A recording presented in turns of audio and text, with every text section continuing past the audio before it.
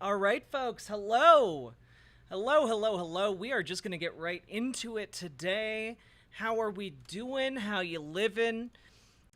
We have so much going on right now, folks. Um, Donald Trump, we learned yesterday, has been indicted by the Department of Justice for stealing state secrets. Amongst those state secrets are included documents about the nuclear capabilities of various countries.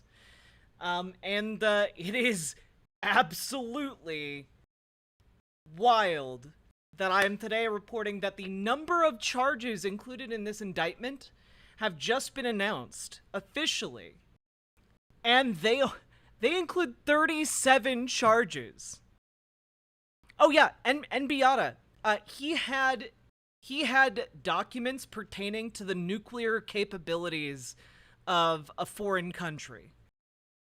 Yeah, and he was hiding them and refusing to give them back to the National Archives. He is fucking going to jail for this, folks. And you know what? His lawyers know that he is going to jail. I know that his lawyers know that. Yeah, you know what? Just real quick. Here we go. Here's from... This was published 7 hours ago, chat. This was published 7 hours ago. Let's watch it. It's quick. It's like 4.5 minutes. One of Donald Trump's attorneys, Jim Trusty. Jim, thank you for joining us this morning. What exactly did you learn from the special? We, unexpected, complete lack. There we go. Counsel. Well, we learned that this special counsel was hell-bent on criminalizing something that I really don't think has a criminal basis under the Presidential Records Act. So we now have a summons to appear Tuesday afternoon at 3 o'clock. It has at least a summary of the types of charges we expect to see in the indictment. And it puts a stamp of reality on something that really is unreal in terms of the weaponization of a Department of Justice. I know you're going to use that phrase, weaponization of Department of Justice, but it's not just the Presidential Records Act. It's reportedly the Espionage Act, much more seriously perhaps, obstruction of justice, false statements. Those are common crimes. Yeah, all of which is predicated on the idea that you can send a message from the White House to the archivist to DOJ to use a dispute, a regular dispute about documents in a former president's home and turn that into a criminal investigation and a criminal raid. So it all stems from the... Keep in mind, he's lying right now.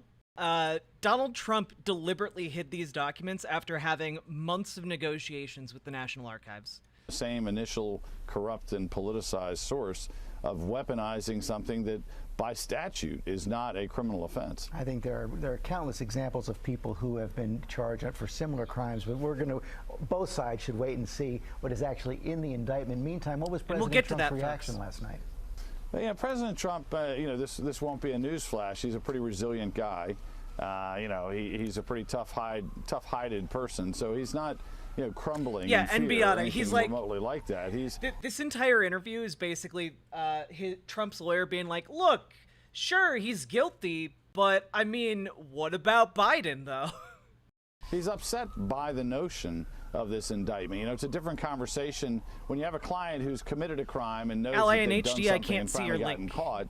That's a pretty easy conversation. Come over to riverboat.gg and post that link, or you have to when whisper you're it to me actually innocent directly. of the charges and know that this is weaponized and persecutorial, it's a different conversation. But what's interesting to me, just kind of stepping out of my role of the attorney and just talking about it kind of person to person, when I have this conversation with him, he very quickly pivots to concern about the country. It's not a real selfish analysis. This is a bad moment for our history. This is our country turning the corner. And as somebody that's been around criminal justice for over 30 years, I agree with him. It's a Rubicon we shouldn't be crossing. Damn, that's crazy. Don't you? Damn, that's crazy. It's almost like you just said a bunch of words that have absolutely nothing to do about your client there. Huh. Believe in the principle that no person is above the law. If the president committed the same crime that someone else did, shouldn't he be charged? No person is below the law. That's really... Oh, Gamer G? As far as I know, the FBI has not searched, like, Trump's other properties for documents as of yet. If they search his other properties and they find more documents, my man is never seeing the outside of a jail cell, okay? The issue here. I mean, you've got these investigations in Delaware that are 1,000 times more serious by a sitting president who has authorized his DOJ to try to sink the candidacy of his prime opposition, while that guy has unsecured documents that he stole out of a skiff dozens of years ago. So, look, you know, we're not talking about some sort of favoritism. What are you talking about? That is a ridiculous statement. There's this issue. Man, when you make George Stephanopoulos look at you like this, you've done fucked up. George Stephanopoulos will go along with a lot of hijinks and shenanigans, but this is too far. Nice try. There's an issue that anyone that reads any newspapers would agree is a parallel track, which is the Delaware document scandal of Joe Biden, No where there's a person is special under the counsel, law.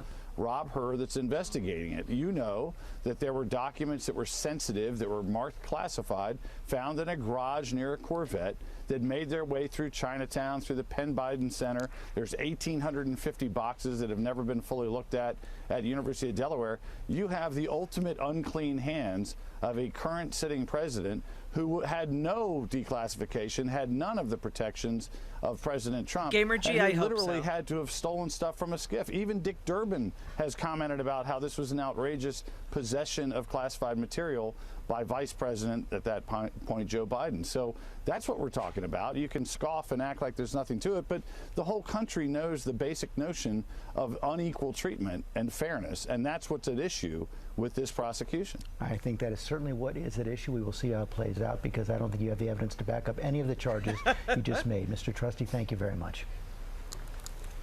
Thank you. I just want you guys... You just made. Mr. Trusty, thank you very much. Just remember this face here.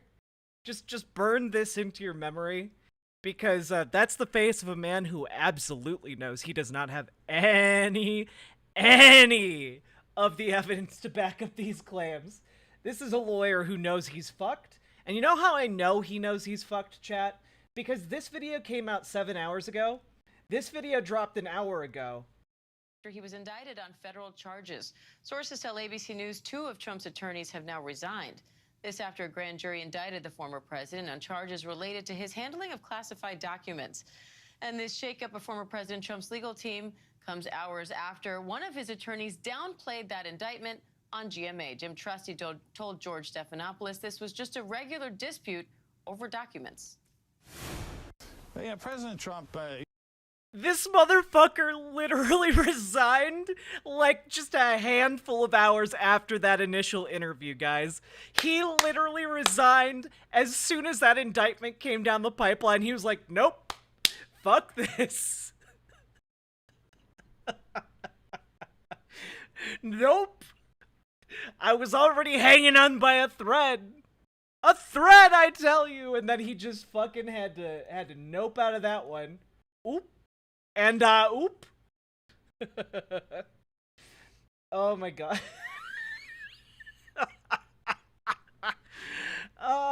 Cackle. Cackle, cackle, cackle.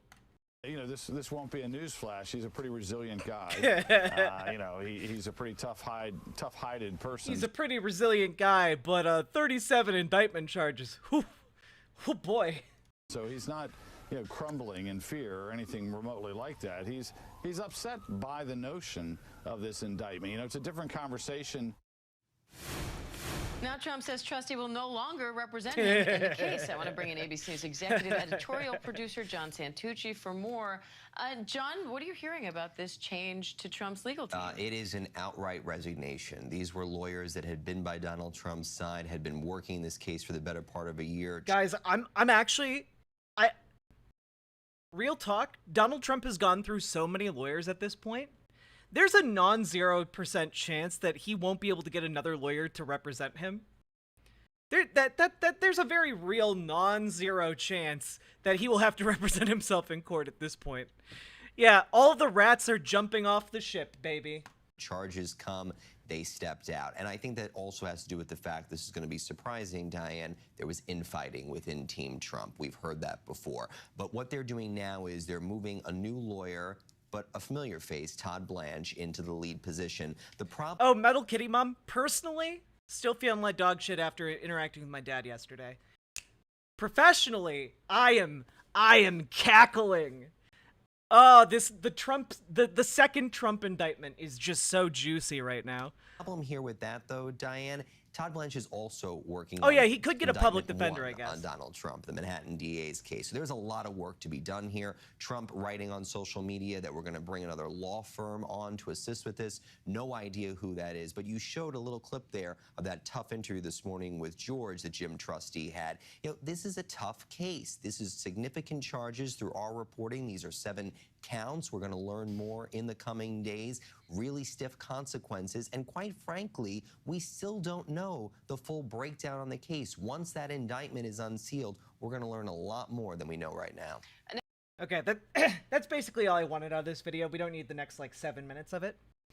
But holy shit. Like, guys, this is rapidly escalating into something that, like, goes beyond even, like, what I thought was going to happen when the indictment dropped down. So, additionally, people around Donald Trump are now getting indicted as well. Earlier today, Donald Trump took to Truth Social and said, I have just learned that the thugs from the Department of Injustice will be indicting a wonderful man, Walt Nauta, a member of the U.S. Navy who served proudly with me in the White House, retired as senior chief, and then transitioned into private life as a personal aide. He has done a fantastic job.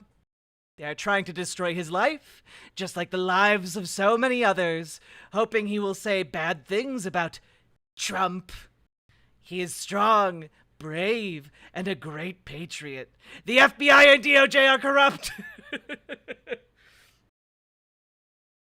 But what I find interesting here is that not only are additional people getting indicted in this documents probe, but I feel like Donald Trump is implying here they are trying to destroy his life like the lives of so many others.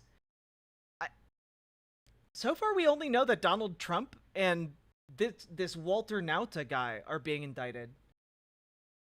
Is this implying that Donald Trump knows there are other indictments coming down the pipeline towards other people in his circle? Because if so, that could be extraordinarily interesting to watch. Because they are going to flip on him immediately. If any of these guys are facing down serious prison time, they are going to flip. They are going to crack so quickly you'll think they're a trans girl. Okay? Like, oh shit, dude. Altruism is imaginary. I'm not up to date. Been taking care of mom with Parkinson's. Any details you can rehash would help me, but I can read later.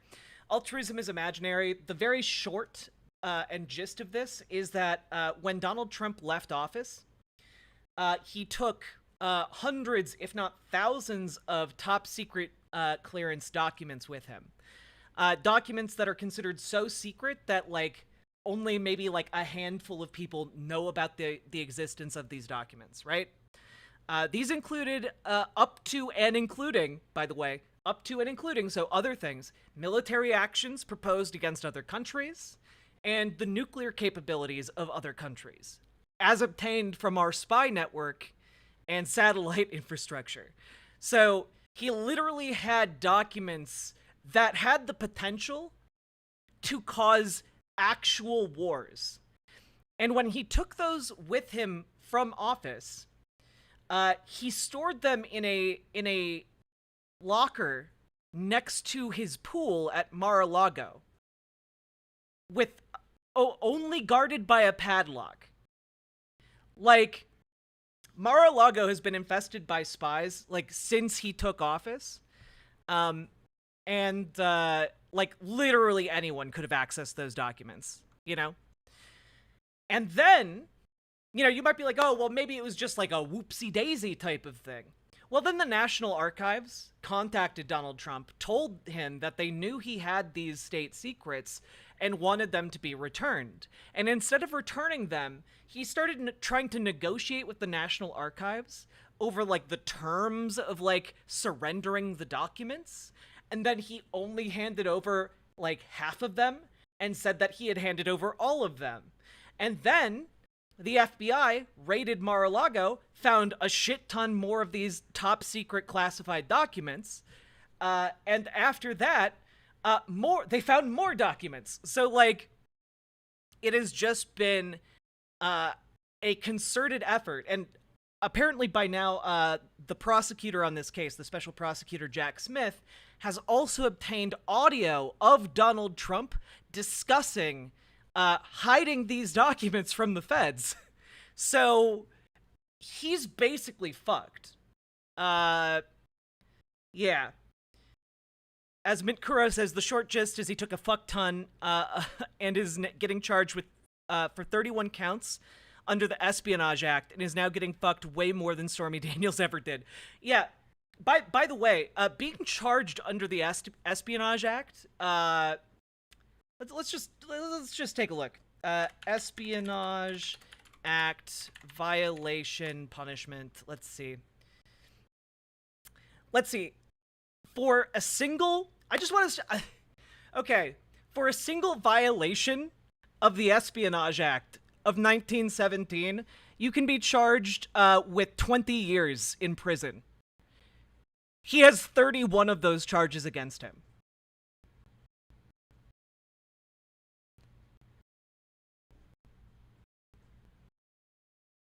Oh, we'll go through the indictment for sure. We have a few other things we need to cover. I like, guys, even if he just serves one 20-year sentence, he's going to die in prison, you know?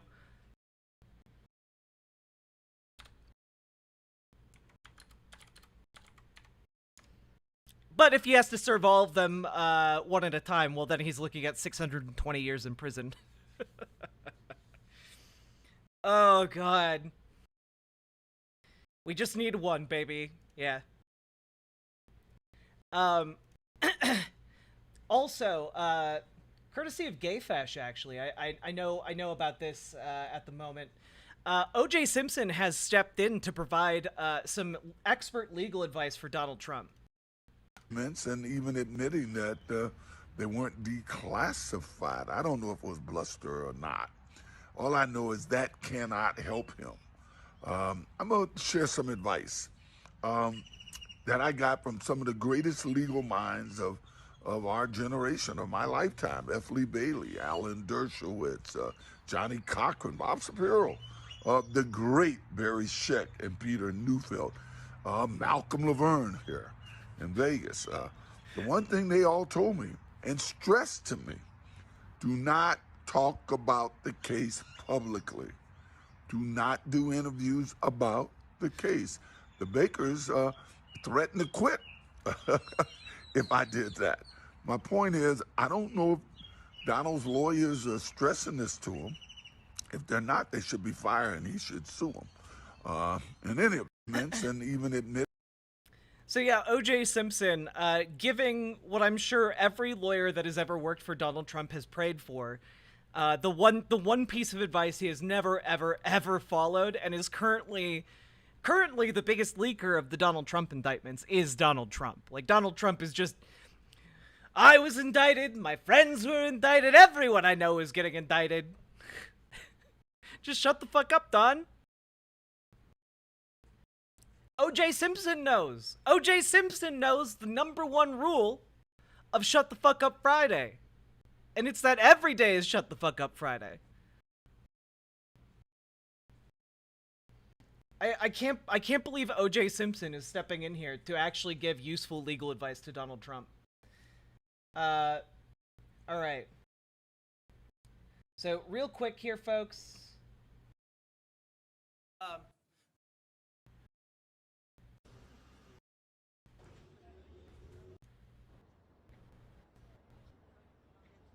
Jack Smith is expected to make some remarks following the live announcement of the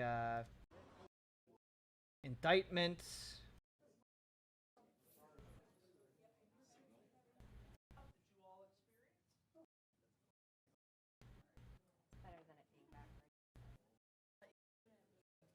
They gotta make the flags look pretty.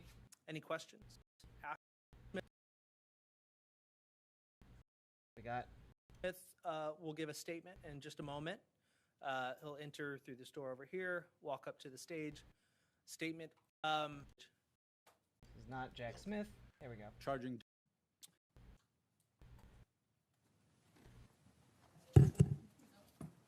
We'll go over the details of the Good indictment afternoon. after this.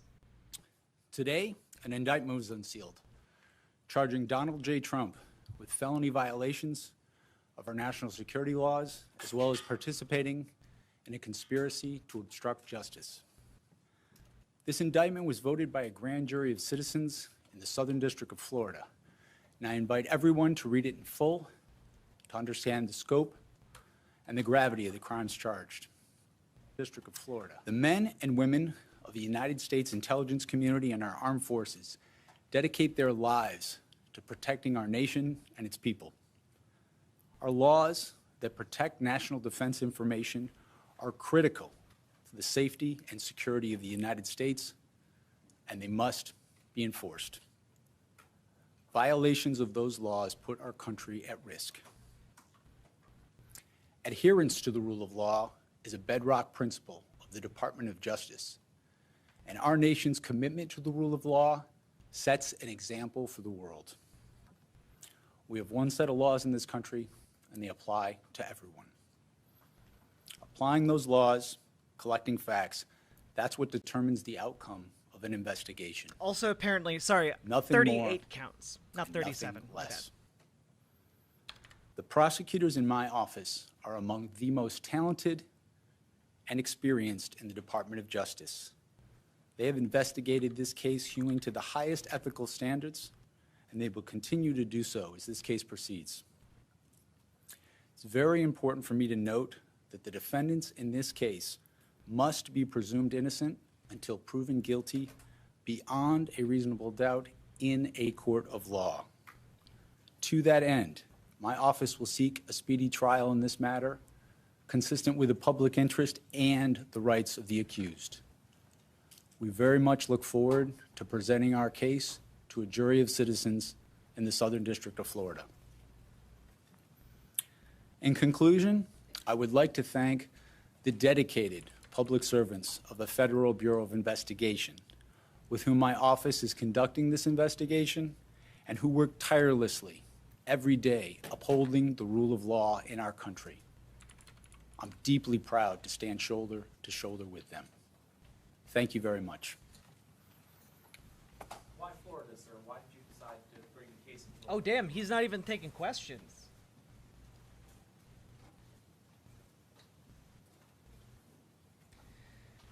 Okay. All right. Well, let's see what's actually in the indictment. Let's see here. We'll see, maybe we can get a breakdown during the announcement.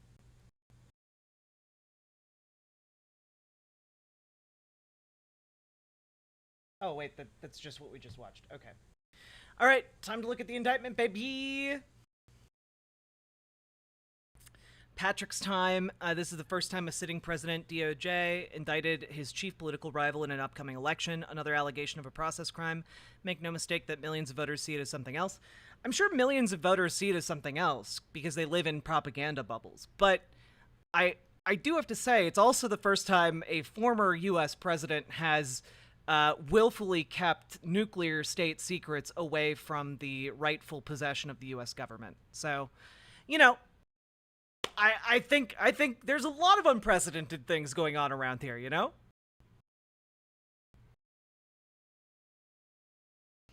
You know, it's a shame that Florida's changing its rules to allow the death penalty on an 8-4 jury doesn't apply to federal charges. Imagine Trump literally getting killed by DeSantis. That'd be fucking wild. Holy moly. Okay.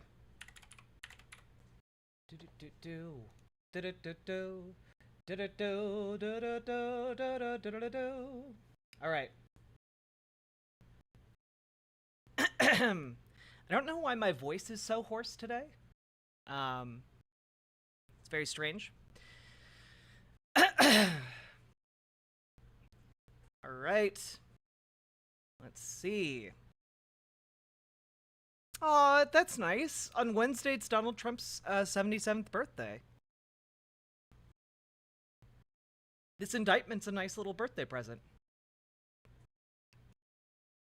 Okay. U.S. prosecutors unsealed an indictment against Donald Trump on Friday, accusing the former president of risking some of the country's most sensitive security secrets with his handling of unclassified documents after leaving the White House in 2021. The Justice Department made the criminal charges public on a tumultuous day in which 2 of Trump's lawyers quit the case.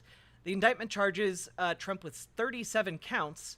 A former aide, Walt Nauta, faces charges in the case as well. According to the indictment, the document includes some of the most sensitive U.S. military secrets, including information about the U.S. nuclear program and potential domestic vulnerabilities in the event of an attack. One document concerned a foreign country's support of terrorism against U.S. interests.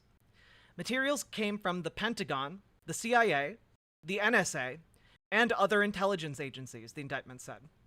Prosecutors said Trump showed another person a Defense Department document described as a plan of attack against another country. So, again, this isn't just a process crime. He was literally just showing people top secret classified intel that could start wars. That could literally start wars with other countries. They said Trump conspired with Nauta to keep classified documents he had taken from the White House and hide them from a federal grand jury. So again, this isn't a process crime. He's literally hiding documents sought by the U.S. government that he took illegally.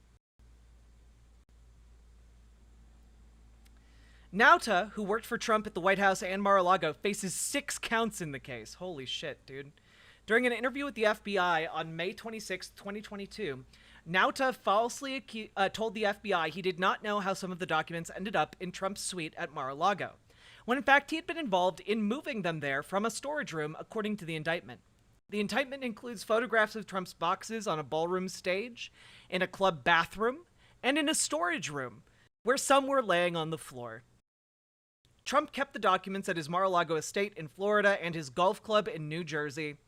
Mar-a-Lago hosted tens of thousands of guests at more than 150 events during the time they were there, the indictment alleges. Prosecutors said the unauthorized disclosure of the classified documents could risk U.S. national security, foreign relations, and intelligence gathering. Yeah, I'd say, like, having a document and waving it around regarding the a plan of attack against a foreign country. Yeah, I'd say that risks our foreign relations and national security. Yeah, 100%. The indictment of a former U.S. president on federal charges is unprecedented in American history and emerges at a time when Trump is the frontrunner for the Republican presidential nomination next year.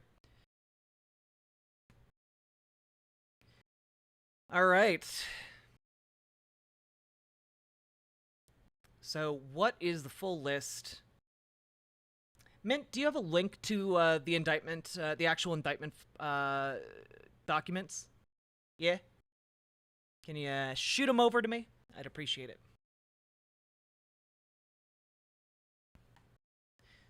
It already was entertaining with the people saying carcinogens are good for you, but now it's just foaming at the mouth and calling for mass murders. Yeah.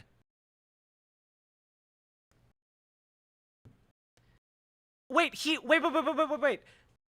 Okay, so in this indictment, there's a transcription of the recording, and he knowingly consented to this recording being made. Oh my god, guys. Like, the one defense he would have from, like, keeping that recording from being, like, put into his legal case is that he didn't consent to it, and he consented to it! Oh my god! Alright. This is the indictment from the grand jury. The grand jury charges that, at times material to this indictment, on or about the dates and approximate times stated below, one defendant, Donald J. Trump, was the 45th President of the United States of America. He held office from January 20th, 2017 until January 20th, 2021. As president, Trump had lawful access to the most sensitive classified materials and national defense information gathered and owned by the U.S. Government, including information from agencies that comprise the United States intelligence community and the United States Department of Defense. 2. Over the course of his presidency, Trump gathered newspapers, press clippings, letters, notes, cards, photographs, official documents, and other materials in cardboard boxes that he kept in the White House. Among the materials Trump stored in his boxes were hundreds of classified documents. 3. The classified documents Trump stored in his boxes included information regarding defense and weapons capabilities of both the United States and foreign countries. United States nuclear programs. Plural. Not just one United States nuclear program. United States nuclear programs. Multiple. Potential vulnerabilities of the United States and its allies to military attack, which I imagine some countries might pay a very hefty price for. And plans for possible retaliation in response to a foreign attack. The unauthorized disclosure of these documents could put at risk the national security of the United States, foreign relations, the safety of the U.S. Military, and human sources, and the continued viability of sensitive intelligence collection methods, i.e., by having these documents, he put at risk our entire, spy infrastructure across the world.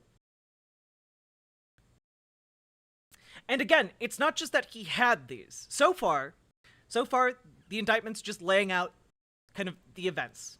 He had all of this stuff in his boxes. What happened to them? At 12 p.m. on January 20th, 2021, Trump ceased to be president. As he departed the White House, Trump caused scores of boxes, many of which contained classified documents, to be transported to the Mar-a-Lago Club in Palm Beach, Florida, where he maintained his residence.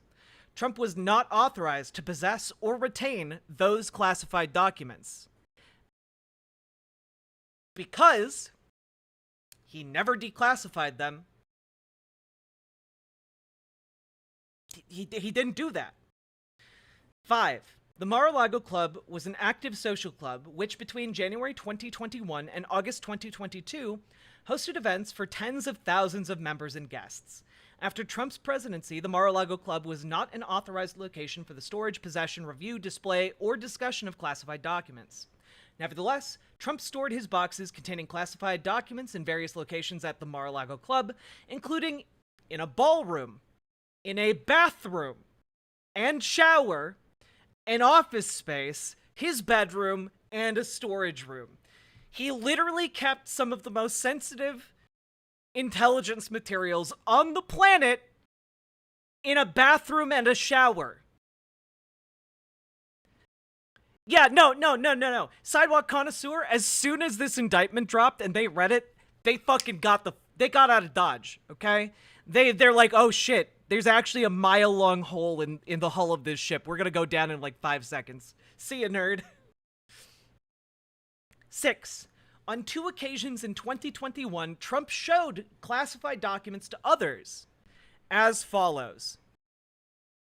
Oh, we're not. I know we're not at the insanity yet. I just really want to emphasize the not insane parts of this are still insane. Jail is certain. It's a row. If any one of you had been caught doing any part of this so far, you would never see the light of day again. You would be black-bagged by the CIA. No one would know what happened to you.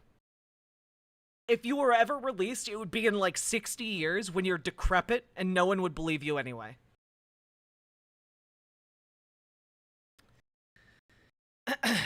So not only did he have these stored, he willfully disseminated the information.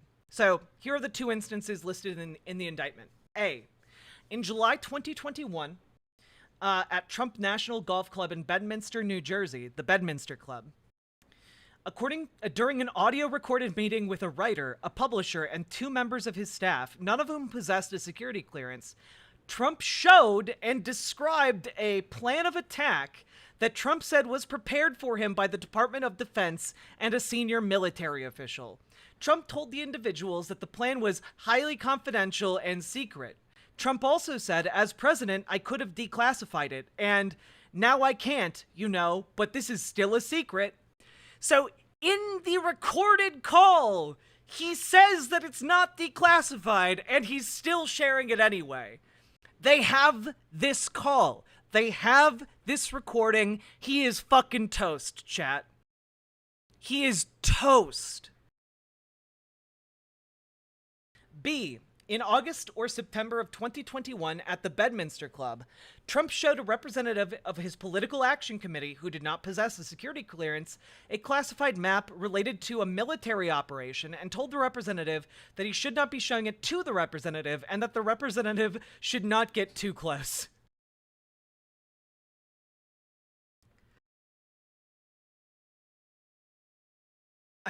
Man, dude. On March 30th, 2022, the Federal Bureau of Investigation opened a criminal investigation into the unlawful retention of classified documents at the Mar-a-Lago Club. Now remember, the reason the FBI opened this investigation into it is because the National Archives had been repeatedly requesting Donald Trump return many of these documents over the course of, like, an entire year. And he had not done so. A federal grand jury investigation began the next month. The grand jury issued a subpoena requiring Trump to turn over all documents with classification markings. Trump endeavored to obstruct the FBI and grand jury investigations and conceal his continued retention of classified documents by, among other things, and I just want to say, again, his continued retention of classified documents is basically saying that he gave some of the documents back and then deliberately hid the rest. He stole them, which is also obstruction of justice of an ongoing FBI investigation. He did this by, among other things, A, suggesting that his attorney falsely represent to the FBI and grand jury that Trump did not have documents called for by the grand jury subpoena. So, again, this is why his lawyers are fleeing ship, okay? They are fleeing ship because Donald Trump repeatedly asks his lawyers to do the most illegal shit you can imagine, okay? B, directing defendant Waltine? Man, his name's Waltine? Who names their child Waltine? That's one letter removed from Saltine. Anyway, Waltine Nauta to move boxes of documents to conceal them from Trump's attorney, the FBI, and the grand jury. So he had his personal aide, aid him in stealing these documents. Suggesting that his attorney hide or destroy documents called for by the grand jury subpoena. Again, something that's super illegal. Providing to the FBI and grand jury just some of the documents called for by the grand jury subpoena while claiming that he was cooperating fully, and causing a certification to be submitted to the FBI and grand jury falsely representing that all documents called for by the grand jury subpoena had been produced while knowing that, in fact, not all such documents had been produced. This is not a process crime. This is deliberately stealing the most sensitive intel in the United States, in the world. 8. As a result of Trump's retention of classified documents after his presidency and his refusal to return them, hundreds of classified documents were not recovered by the United States government until 2022. As follows. I just want to pause. I know a lot of people will be saying, but what about Joe Biden? What about Mike Pence? Guess what? When the National Archives requested those documents to be returned, they returned the documents. There was no year-long of negotiation that the FBI then had to step in to obtain those documents. As soon as the National Archives requested them, they returned them. That's how that worked. They didn't try to have their lawyers lie to the FBI. They didn't try to have the documents destroyed. They didn't try to hide them in a safe room somewhere. They didn't show those documents to other people on purpose while claiming, hey, this is top secret. I didn't even declassify it. I shouldn't show you, but I'm showing you anyway. Look at it. Look at it. Look at it. Yeah, exactly, Gamer G. They returned the documents and then allowed a search of their homes and premises to make sure that there were none forgotten.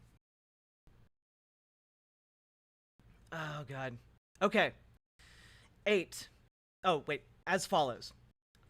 A. On January 17th, nearly 1 year after Trump left office and after months of demands by the National Archives and Records Administration, For Trump to provide all missing presidential records, Trump provided only 15 boxes, which contained 197 documents with classification markings. On June 3rd, in response to a grand jury subpoena demanding the production of all documents with classification markings, Trump's attorney provided to the FBI 38 more documents with classification markings. On August 8th, pursuant to a court-authorized search warrant, the FBI recovered from Trump's office and a storage room at the Mar-a-Lago Club 102 more documents with classification markings. He literally just decided not to give up half of the documents. That's not, this isn't like a whoopsie doodle, guys. Hey, Jaina Splinters. How you doing? Hey, VCC TV. This is not a whoopsie doodle. This is not a, oh, Donald Trump's just old. He forgot everybody. Teehee. No, this is a willful crime. Now we get to the part of the indictment about Trump's co-conspirator, Waltine Nauta. 9. Defendant Nauta was a member of the United States military stationed as a valet in the White House during Trump's presidency. Beginning in August 2021, Nauta became an executive assistant in the office of Donald J. Trump and served as Trump's personal aide, or body man. Nauta reported to Trump, worked closely with Trump, and traveled with Trump. Now we get to the Mar-a-Lago Club. 10. The Mar-a-Lago Club was located on South Ocean Boulevard in Palm Beach, Florida, and included Trump's residence, more than 25 guest rooms, 2 ballrooms, a spa, a gift store, exercise facilities, office space, an outdoor pool, and patio. As of January 2021, the Mar-a-Lago Club had hundreds of members and was staffed by more than 150 full-time, part-time, and temporary employees. 11.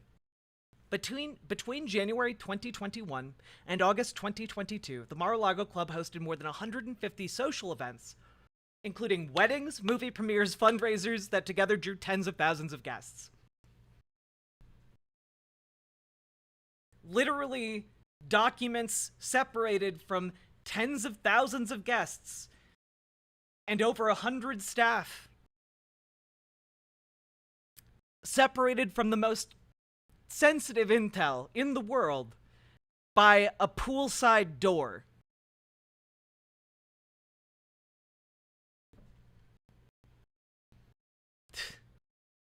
The United States Secret Service provided protection services to Trump and his family after he left office, including at the Mar-a-Lago Club, but it was not responsible for the protection of Trump's boxes or their contents.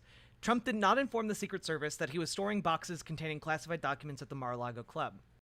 13. Classified information. National security information was information owned by, produced for, or under the control of the United States government.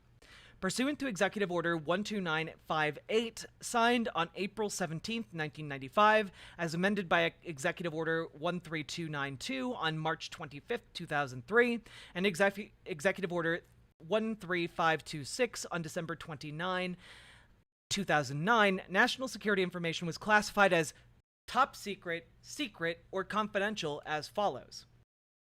A. Information was classified as top secret if the unauthorized disclosure of that information reasonably could be expected to cause exceptionally grave damage to the national security that the original classification authority was able to identify or describe. B. Information was classified as secret if the unauthorized disclosure of that information reasonably could be expected to cause serious damage to the national security that the original classifications authority was able to identify or describe. Information was classified as confidential if the unauthorized disclosure of that information could reasonably be expected to cause damage to the national security that the original classification authority was able to identify or describe. Basically, the bigger the classification rating, the more damage it becoming public info could cause. 14. The classification marking no foreign stood for not releasable to foreign nationals, and denoted that dissemination of that information was limited to United States persons. 15. Classified information related to intelligence sources, methods, and analytical processes was designated as sensitive compartmented information, SCI. SCI was to be processed, stored, used, or discussed in an accredited sensitive compartmented information facility, SCIF. and only individuals with appropriate security clearance and additional SCI permissions were authorized to have access to such national security information. When the vulnerability of or threat to specific classified information was exceptional, and the normal criteria for determining eligibility for access to classified information were insufficient to protect the information from unauthorized disclosure, the United States could establish special access programs, SAPs, to further protect the classified information.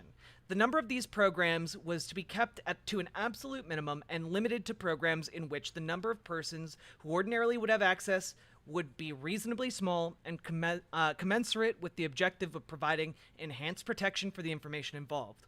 Only individuals with the appropriate security clearance and additional SAP permissions were authorized to have access to such national security information, which was subject to enhanced handling and storage requirements. Pursuant to Executive Order 13526, information classified at any level could be lawfully accessed only by persons determined by an appropriate U.S. government official to be eligible for access to classified information, who had signed an approved non-disclosure agreement, who received a security clearance, and who had a need to know the classified information. After his presidency, Trump was not authorized to possess or retain classified documents. 18. Executive Order 13526 provided that a former president could obtain a waiver of the need-to-know requirement if the agency head or senior agency official of that agency that originated the classified information, one, determined in writing that access was consistent with the interest of national security, and two, took appropriate steps to protect classified information from unauthorized disclosure or compromise, and ensured that the information was safeguarded in a manner consistent with the order. Trump did not obtain any such waiver after his presidency.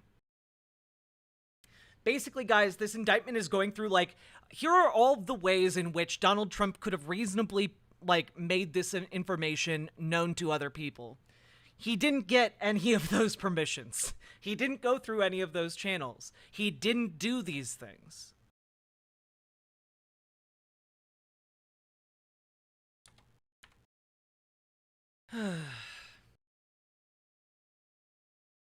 The executive branch, departments, and agencies whose classified documents Trump retained after his presidency. As part of his official duties as president, Trump received intelligence briefings from high-level United States government officials, including briefings from the director of the CIA, the chairman of the Joint Chiefs of Staff, senior White House officials, and a designated briefer. He regularly received a collection of classified intelligence from the United States intelligence community, USIC, known as the President's Daily Brief. The USIC's mission was to collect, analyze, and deliver foreign intelligence and counterintelligence information to America's leaders, including the president, policymakers, law enforcement, and the military, so they could make sound decisions to protect the United States. The USIC consisted of the United States executive branch departments and agencies responsible for the conduct of foreign relations and the protection of national security. Oh no, Karl Markey Marx? I don't even, I think that if any person was actually facing these charges, I don't think they would get a trial. Like, I think, like, the CIA would blacklight them. Like, they would just disappear off the face of the earth one day. You know? They would be gone. Like, just gone. There's no... I don't know that someone would actually get a trial. If they did get a trial, it would be, like, 5 years later, and they would mysteriously materialize inside a military prison. You know? See, altruism is imaginary.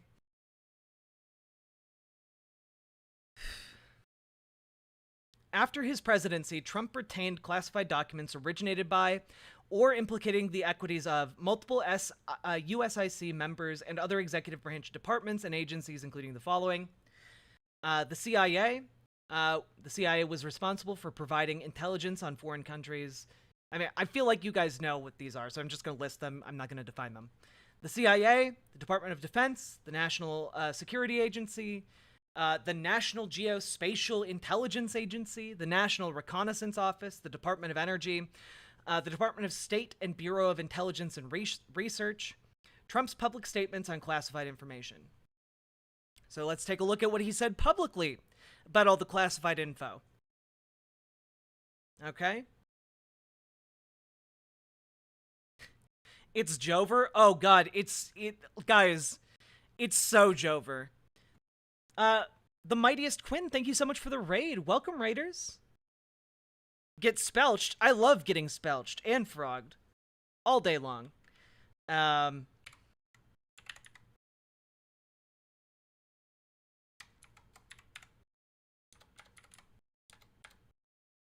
Mightiest Quinn, giving you a shout out. There you go. Everyone follow them, including me. All right, there we go. Thanks for the raid, folks. Trump is gigafucked? Yeah, that's the legal term for it. Okay, here are Trump's public statements on classified information. This is section 22. As a candidate for the President of the United States, Trump made the following public statements, among others, about classified information. On August 18th, 2016, Trump stated, "In my administration, I'm going to enforce all laws concerning the protection of classified information. No one will be above the law." On September 6th, 2016, Trump stated, "We also need to fight this battle by collecting intelligence and then protecting our classified secrets. We can't have someone in the Oval Office who doesn't understand the meaning of the word confidential or classified." Oh, God, dude. Sin Phoenix. As someone who used to work at US Stratcom, I saw someone get run down, guns leveled by a QRT inside the building for forgetting their door code. This is 100% something that a normal person would get shot on sight for. Yeah, 100%. Yeah, 100%. If you are someone with access to this material and you do not follow the procedures, you will get gunned down like a dog. And if they do get a hold of you, you are not going to see the light of day until they thoroughly extract all information from you. Are they just going to give him a slap on the wrist and home imprisonment like every other billionaire? Honestly, law broken? I don't think so. He's currently facing down 31 charges that come with a 20-year sentence to prison. I don't think he's going to get a slap on the wrist for this one. Yeah,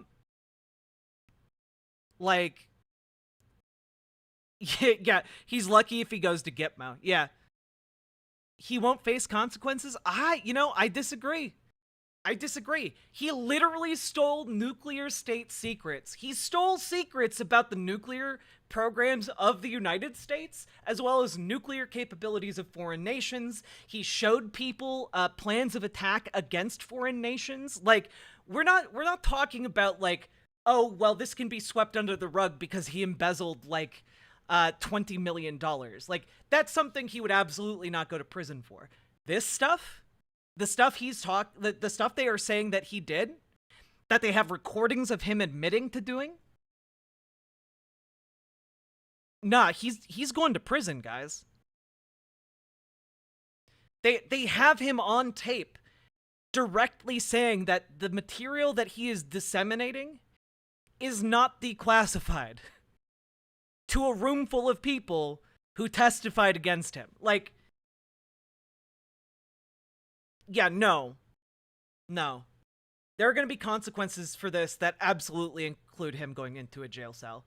And if there's not, I will be absolutely flabbergasted. On September 7th, 2016, Trump stated, "One of the first things we must do is to enforce all classification rules and to enforce all laws relating to the handling of classified information." On September 19th, 2016, Trump stated, "We also need the best protection of classified information." On November 3rd, 2016, Trump stated, "Service members here in North Carolina have risked their lives to acquire classified intelligence to protect our country." As President of the United States on July 26th, 2018, Trump issued the following statement about classified information. "As the head of the executive branch and commander-in-chief, I have a unique constitutional responsibility to protect the nation's classified information, including by controlling access to it. More broadly, the issue of a former executive branch official's security clearance raises larger questions about the practice of former officials maintaining access to our nation's most sensitive secrets long after their time in government has ended. Such access is particularly inappropriate when former officials have transitioned into highly partisan positions and seek to use real or perceived access to sensitive information to validate their political attacks. Any access granted to our nation's secrets should be in furtherance of national, not personal interests.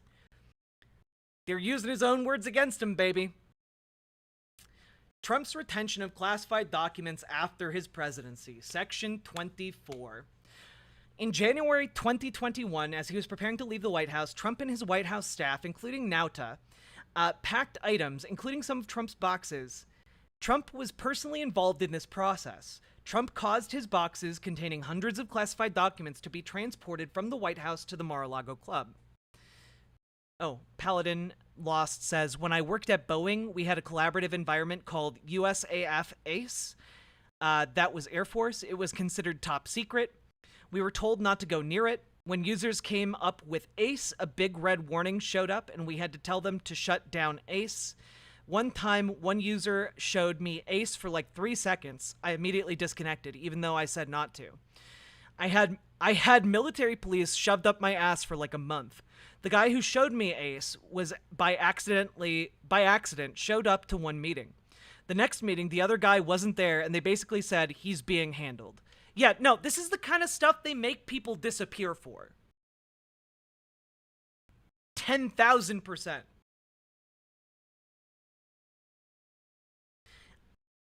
Man, gird your loins for like 2 years of whataboutism, chat.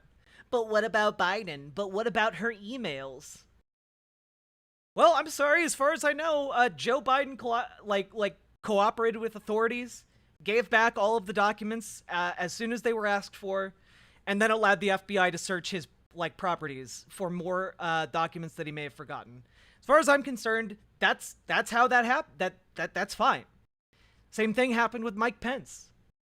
But oddly enough, the same thing didn't happen with Trump. But you know what? I'll bite the bullet. I'll bite the bullet here. Okay? If Joe Biden, when he wasn't president, had retained secrets related to U.S. nuclear programs and planned attacks on foreign countries, okay? And he deliberately hid them and shielded them from the U.S. government, like reacquiring that info, and then lied about it to a grand jury and had his lawyers lie about it, and then subsequently was showing said information to people without authorization to see it, yeah, I think he should be arrested too and tried in a court of law. Yeah, I also think that should apply to Joe Biden. But somehow I don't think the facts of the case follow in the same way that Republicans are trying to make it seem like it does.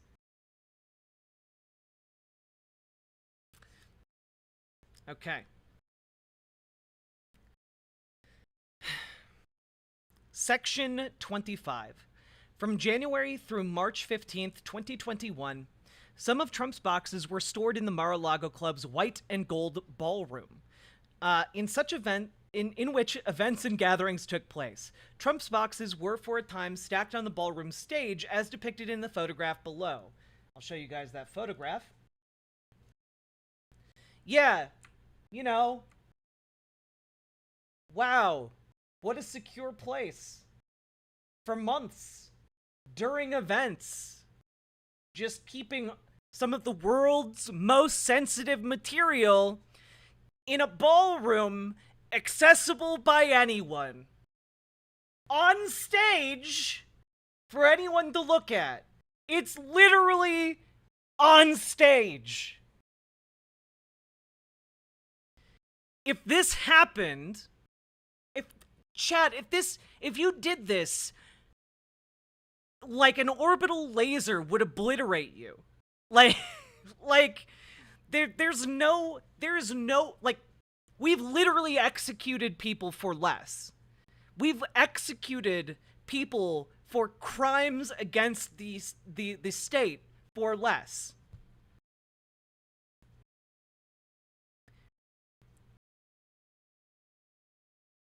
God, dude.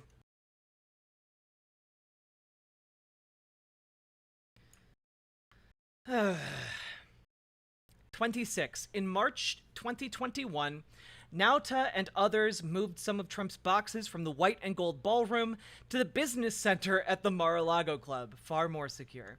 On April 5th, 2021, an employee of the office of Donald J. Trump, Trump Employee 1, texted another employee of that office, Trump Employee 2, to ask whether Trump's boxes could be moved out of the business center to make room for staff to use it as an office.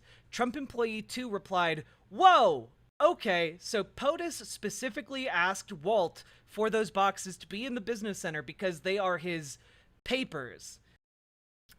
Later that day, Trump Employee 1 and Trump Employee 2 exchanged the following text messages, and the following is a direct quote. Trump Employee 2, "We can definitely make it work if we move his papers into the lake room." Trump Employee 1, "There is still a little room in the shower where his other stuff is. Is it only his papers he cares about? There's some other stuff in there that are not papers. Could that go to storage? Or does he want everything in there on property?"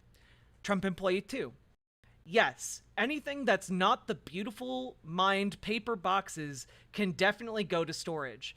Want to take a look at the space and start moving tomorrow in the morning? Tomorrow AM?"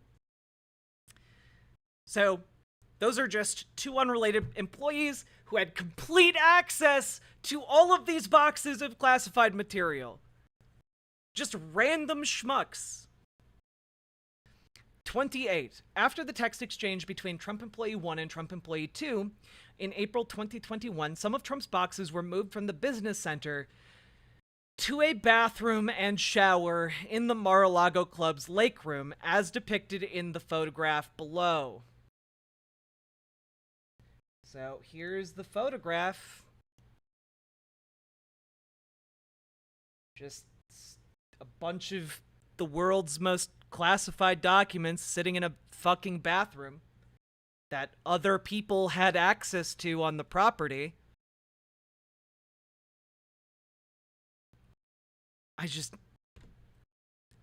This is... I have no words for this, chat. I wish the photographs were higher quality, but I'm sure once this goes to trial, like, we're gonna see some pretty high quality photographs. 29. Section 29. In May 2021, Trump directed that a storage room on the ground floor of the Mar-a-Lago Club, the storage room, be cleaned out so it could be used to store his boxes. The hallway leading to the storage room could be reached from multiple outside entrances, including one accessible from the Mar-a-Lago Club pool patio through a doorway that was often kept open. The storage room was near the liquor supply closet, linen room, lock shop, and various other rooms. Chat, just as an FYI, I brought this up when we initially were talking about this, but multiple military squads and a helicopter surrounded a house to arrest a kid reading a book on his patio, just because he leaked NATO documents on a Minecraft Discord server. It is Jover. It's so Jover, guys. But this is a story here from 2019, okay? This is a story from 2019. I'm using this to emphasize how unsecure this location was. Teenager wanders into Trump's Mar-a-Lago resort through tunnel from beach. Student pleads guilty to entering and staying in restricted area while president was staying at the property for Thanksgiving. Mark Lindblom, who was 18 at the time, spent 20 minutes wandering around the communal areas of Mr. Trump's Mar-a-Lago resort before he was arrested.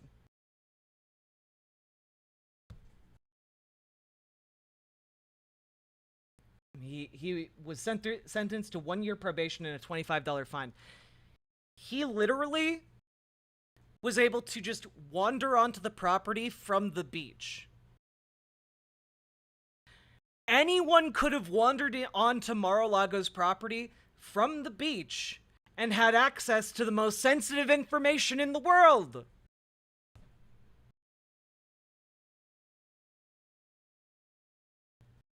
absolutely ludicrous. This is... last time I talked about this, it was insane, right? But I mean, it's just staying more insane. Also, GamerG, thank you for the $5 dono, and thank you for being the first person to financially support stream today. We have a short one, so I'm trying to get through this indictment. We might not get through it in the time we have left, but we'll see. Okay. Section 30. On June 24th, 2021, Trump's boxes were in the lake room. Trump's boxes that were in the lake room were moved to the storage room. After the move, there were more than 80 boxes in the storage room, as depicted in the photograph below. And we'll show you guys that photo. So you just have boxes all over the storage room. Pretty standard. On December 7th, 2021, Nauta found several of Trump's boxes had fallen and their contents spilled onto the floor of the storage room, including a document marked secret relative to US FVEY, which denoted that the information in the document was releasable only to the Five Eyes Intelligence Alliance, consisting of Australia, Canada, New Zealand, the United States, Part of me hopes and he the wins US. the election so we can see him take foreign dignitaries in a prison and jumpsuit. Oh god, that'd be amazing. But literally a document spilled out onto the floor in a room that almost anyone had access to was meant only for the eyes of 5 nations' intelligence agencies. Nauta texted Trump employee 2. I opened the door and found this. Nauta also attached 2 photographs he took of the spill. Trump employee 2 replied, oh no, and I'm sorry, POTUS had my phone. What? One of the photographs Nauta texted to Trump employee 2 is depicted below with the visible classified information redacted. Trump's unlawful retention of this document is charged in count 8 of this indictment. And keep in mind, by the way, Nauta did not have the classification clearance to see any of this information. The fact that he could see classified information is absolutely also a crime. Hey, Gamey Gang.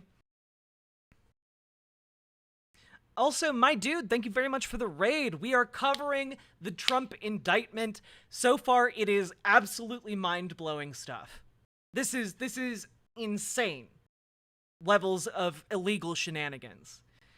Sin Phoenix, thank you very much for subscribing over on riverboat.gg. I really, really appreciate that. Thank you. Also, raiders, if you want to be in the on-screen chat, please make your way over to riverboat.gg, where you will not have any ads, even if you're not subscribed. 10 out of 10 would recommend. But also, my name is Riverboat Jack. I talk about the news and politics. We're trying to get through this as quickly as we can, okay? All right. Oh, yeah, remember to like the stream and subscribe to the YouTube. It really, really helps me out. Let's keep going. Oh, yeah, here's the photograph of the spilled documents. Again, I'm sure we'll see higher quality photographs as time goes on, but it begs the question, who spilled these documents onto the floor, doesn't it? We saw in the previous photos, looked like all these boxes are pretty nicely stacked. So, who spilled the documents? We don't know.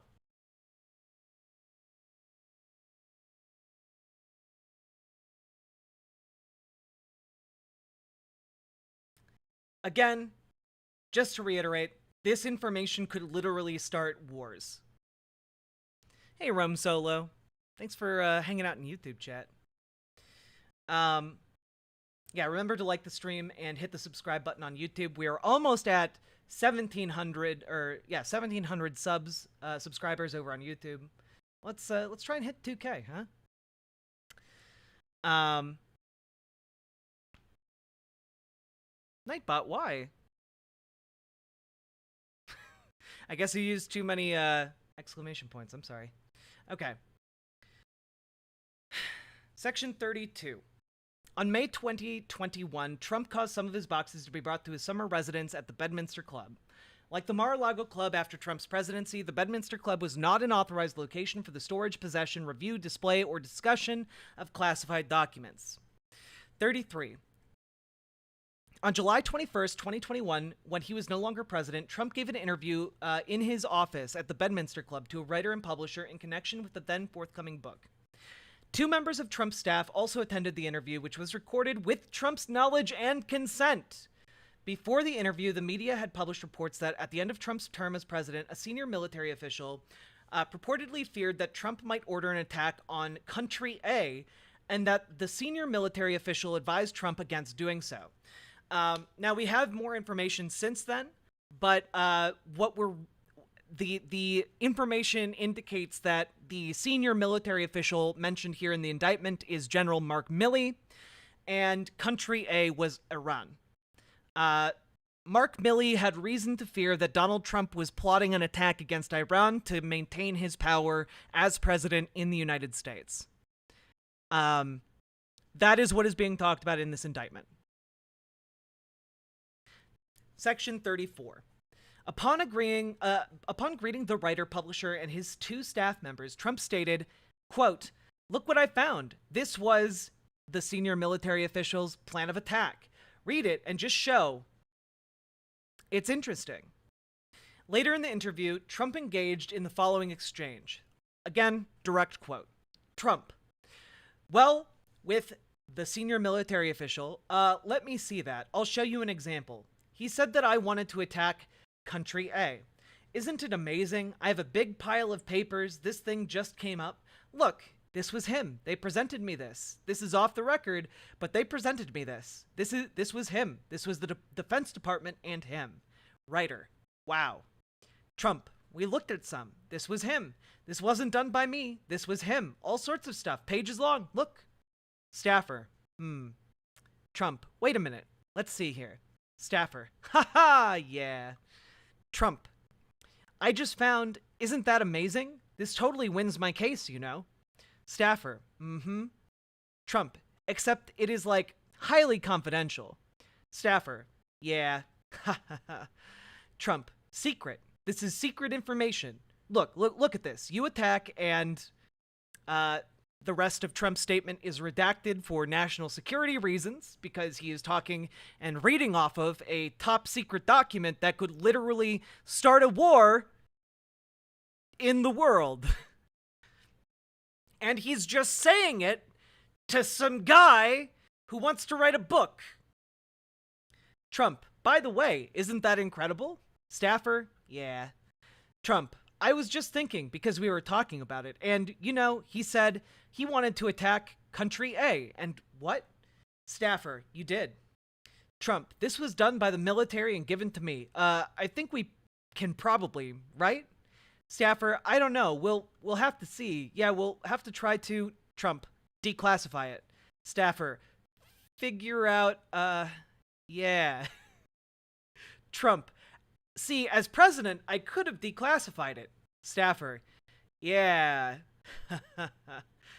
Trump: Now I can't, you know, but this is still a secret. Staffer: Yeah. Now we have a problem. Trump: Isn't that interesting? He literally says in a recording in which he consented to being recorded that he didn't declassify this info. Like, chat. Okay, there are a couple things here, right? Number one, he consented to this recording, which means that there are no grounds for him to try and bar this from being used in court against him, because he consented to it. Even if it's a two-party consent state, doesn't matter. He consented to the recording. Part two is, in the recording, he says, see, as president, I could have declassified it. Now I can't, you know, but this is still a secret. He literally explicitly says that he didn't declassify this information.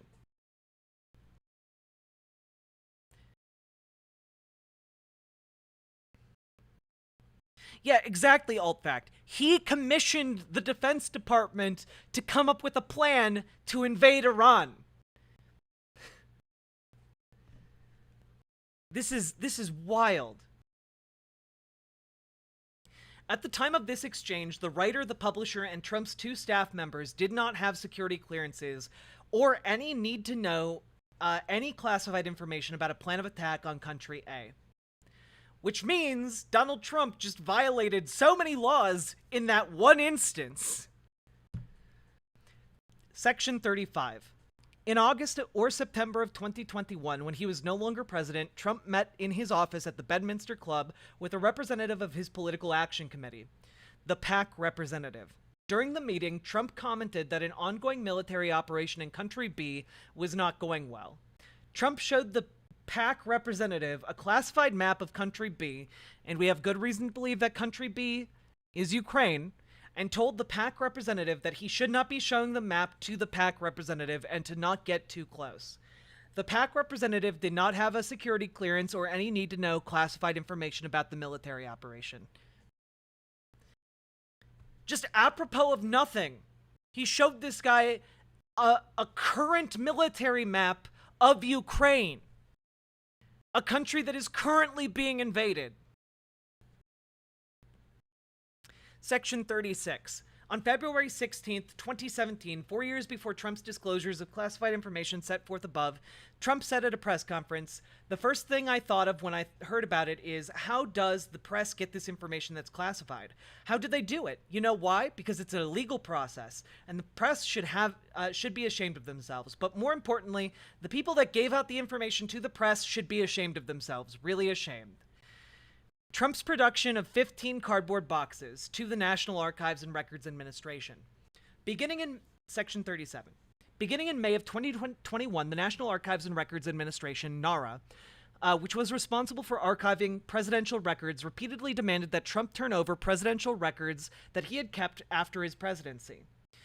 On multiple occasions, beginning in June, NARA wanted Trump through his representative, NARA warned Trump through his representatives that if he did not comply, it would refer the matter of the missing records to the Department of Justice.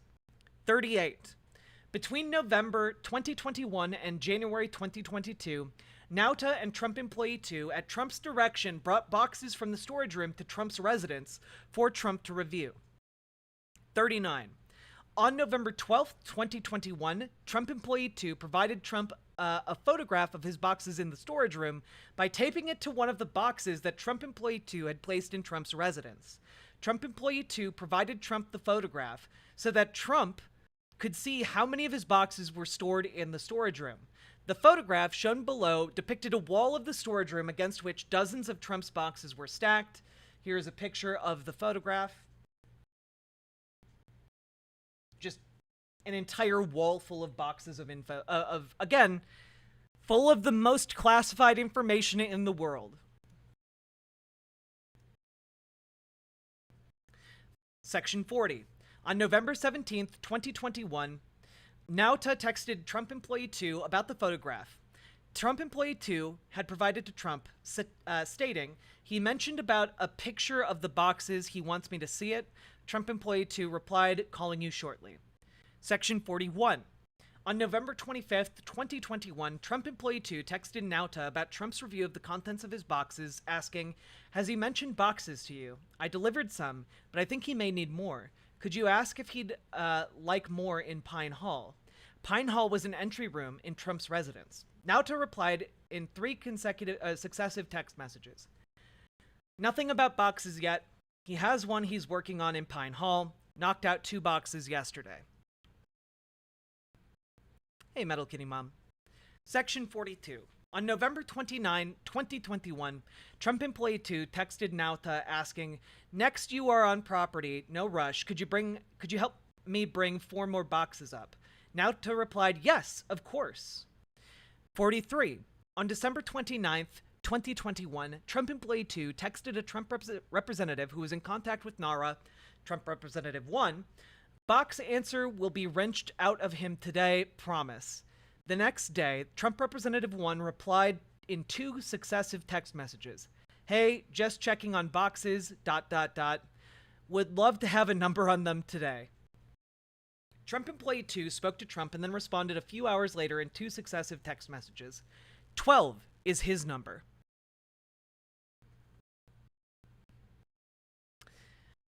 '44. On January 13th, 2022, Nauta texted Trump Employee 2 about Trump's tracking of boxes, stating, he's tracking the boxes, more to follow today on whether he wants to go through more today or tomorrow. Trump Employee 2 replied, thank you. On January 15th, 2022, Nauta sent Trump Employee 2 4 successive text messages. One thing he asked was for new covers for the boxes for Monday morning. Monday morning. Can we get new box covers before giving these to them on Monday? They have too much writing on them. I marked too much. Trump Employee 2 replied, yes, I will get that. Yeah, just a bunch of marked up boxes. Haha, nothing to see here. On January 17th, 2022, Trump Employee 2 and Nauta gathered 15 boxes from Trump's residence, loaded the boxes into Nauta's car, and took them to a commercial truck for delivery to Nara. Section 47. When interviewed by the FBI in May 2022 regarding the location and movement of boxes before the production to Nara, Nauta made false and misleading statements as set forth in count 38 of this indictment, including A. Falsely stating that he was not aware of Trump's boxes being brought to Trump's residence for his review before Trump provided 15 boxes to Nara in January of 2022. Good morning, Tea with Goblins. So, that's Nauta lying once. He knows that there were boxes brought to Trump's residence. B. Falsely stating that he did not know how the boxes that he and Trump Employee 2 brought from Trump's residence to the commercial truck for delivery to Nara on January 17th, 2022 had gotten to the residence. Again, another lie. And C, when asked whether he knew where Trump's boxes had been stored before they were in Trump's residence and whether they had been in a secure location or locked location, Nauta falsely responded, I wish I could tell you. I don't know. I honestly just don't know. Nauta knew where all of these boxes were. When the 15 boxes that Trump had provided reached Nara in January of 2022, Nara reviewed the contents and determined that 14 of the boxes contained documents with classification markings. Specifically, as the FBI later determined, the boxes contained 197 documents with classification markings, of which 98 were marked secret, 30 were marked top secret, and the remainder were marked confidential. Again, keep in mind, chat, top secret documents are documents that are that have been reviewed and found found by the U.S. government that if they were made public, they would cause significant damage to the security of the United States or its foreign relations.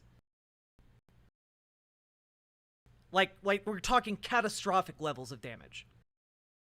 And there were 30 of those.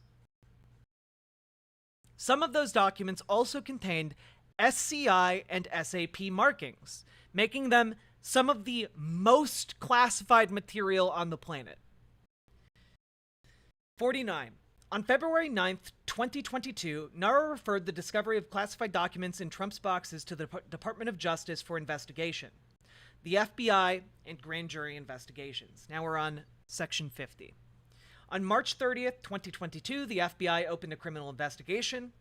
Section 51. On April 26th, 2022, a federal grand jury opened an investigation as well. And then we get to really some more of the meat of this indictment. The defendant's concealment of boxes. 52. On May 11th, 2022, the grand jury issued a subpoena, the May 11th subpoena, to the office of Donald J. Trump, requiring the production of all documents with classification markings in the possession, custody, or control of Trump or the official Donald J. Trump, the office of Donald J. Trump. 2 attorneys representing Trump, Trump Attorney 1, Trump Attorney 2, informed Trump of the May 11th subpoena, and he authorized Trump Attorney 1 to accept service. On May 22nd, 2022, Nauta entered the storage room at 3:47 p.m. and left approximately 34 minutes later carrying one of Trump's boxes. On May 23, 2022, Trump met with Attorney 1 and Trump Attorney 2 at the Mar-a-Lago Club to discuss the response to the May 11th subpoena. Trump Attorney 1 and Trump Attorney 2 told Trump that they needed to search for documents that would be responsive to the subpoena and provide a certification that there had been compliance with the subpoena. Trump, in sum and substance, made the following statements, among others, as memorialized by Trump Attorney 1. A. I don't want anybody looking. I don't want anybody looking through my boxes. I really don't. I don't want you looking through my boxes. B. Well, what happens if we just don't respond at all, or don't play ball with them? C. Wouldn't it be better if we just told them we don't have anything here? D. Well, look, isn't it better if there are no documents? This is not a process crime! 55. While meeting with Trump Attorney 1 and Trump Attorney 2 on May 23rd, Trump, in sum and substance, told the following story as memorialized by Trump Attorney 1. Attorney, he was great. He did a great job. You know what? He said that it was him. That he was the one who deleted all of her emails, the 30,000 emails, because they basically dealt with her scheduling and her going to the gym and her having beauty appointments, and he was great. And so she didn't get in any trouble because he said he was the one who deleted them. Basically trying to convince his attorneys to break the law in a way that would get them sent to prison for life. Trump related the story more than once that day. He literally kept saying he wouldn't stop talking about her emails, chat. He can't stop talking about Hillary Clinton. 56. Also on May 23rd, Trump also confirmed his understanding with Trump Attorney 1 that Trump Attorney 1 would return to the Mar-a-Lago Club on June 2nd to search for any documents with classification markings to produce in response to the May 11th subpoena. Trump Attorney 1 made it clear to Trump that Trump Attorney 1 would conduct the search for responsive documents by looking through Trump's boxes that had been transported from the White House and remained in storage at the Mar-a-Lago Club. Trump indicated that he wanted to be at the Mar-a-Lago Club when Trump Attorney 1 returned to review his boxes on June 2nd, and that Trump would change his summer travel plans to do so. Trump told Trump Attorney 2 that Trump Attorney 2 did not need to be present for the review of the boxes. Section 57. After meeting with Trump Attorney 1 and Trump Attorney 2 on May 23rd, Trump delayed his departure from the Mar-a-Lago Club to the Bedminster Club for the summer so that he would be present at the Mar-a-Lago Club on June 2nd, when Trump Attorney 1 returned to review the boxes. 58. Between Trump's May 23rd meeting with Trump Attorney 1 and Trump Attorney 2 to discuss the May 11th subpoena, and June 2nd, when Trump Attorney 1 returned to the Mar-a-Lago Club to review the boxes in the storage room, Nauta removed, at Trump's direction, a total of approximately 64 boxes from the storage room and brought them to Trump's residence as set forth below. A. On May 24th, 2022, between 5:30 p.m. and 5:38 p.m., Nauta removed 3 boxes from the storage room. B. On May 30th, 2022, at 9:08 a.m., Trump and Nauta spoke by phone for approximately 30 seconds. Between 10:02 a.m. and 11:51 a.m., Nauta removed a total of approximately 50 boxes from the storage room. 50 boxes!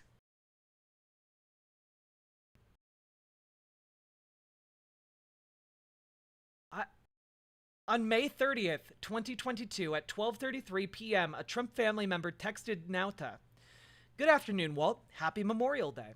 I saw you put boxes to POTUS room. Just FYI, and I will tell him as well. Not sure how many he wants to take on Friday on the plane. We will not have room for them. Plane will be full with luggage. Thank you."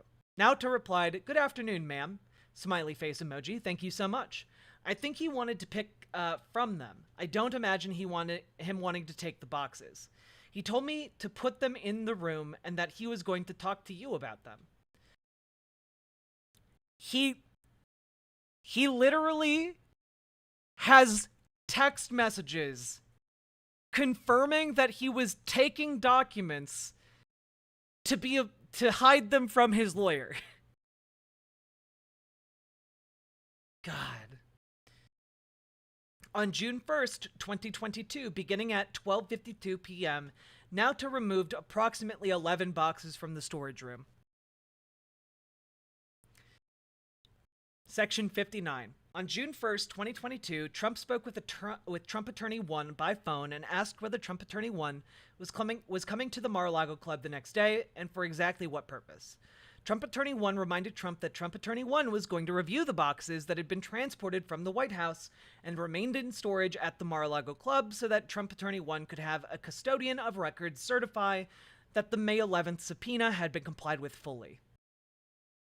Section 60. On June 2nd, 2022, the day that Trump Attorney 1 was scheduled to review Trump's boxes in the storage room, Trump spoke with Nauta on the phone at 9:29 a.m. for approximately 24 seconds. 61. Later that day, between 12:33 p.m. and 12:52 p.m., Nauta and an employee of the Mar-a-Lago Club moved approximately 30 boxes from Trump's residence to the storage room. In Section 62. KF Logan, thank you so much for the raid. We are currently going over Trump's indictment. Strap yourselves in, boys and girls and non-binary pals. We're in the thick of it, okay? This is actual insanity. 31 counts, 31 charges under the Espionage Act for Donald Trump. Donald Trump is looking at a cumulative 620 years in prison from those 31 charges alone, okay? So, yeah, buckle in, boyos. 62. In sum, between May 23rd, 2022 and June 2nd, 2022, before Trump Attorney 1's review of Trump's boxes in the storage room, Nauta, at Trump's direction, moved approximately 64 boxes from the storage room to Trump's residence and brought to the storage room only approximately 30 boxes. Neither Trump nor Nauta informed Trump Attorney 1 of this information. They willfully held on to 34 boxes of some of the most classified material on the planet, including nuclear information on nuclear programs, nuclear capabilities of foreign nations, and plans to attack foreign nations. I know that we've been saying it the entire time, but these people, if they were not politically important individuals, would be disappeared off the face of the earth and no one would ever see them again. Oh, we have high quality versions of the pictures? Let's take a look. Obtained by NBC. Yeah, here, again, a bunch of storage boxes kept in an event room at Mar-a-Lago that was put in use, and they were kept there for months. They were literally kept on stage and accessible by hundreds of people.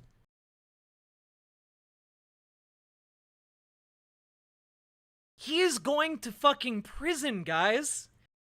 There are plans to attack foreign nations in there.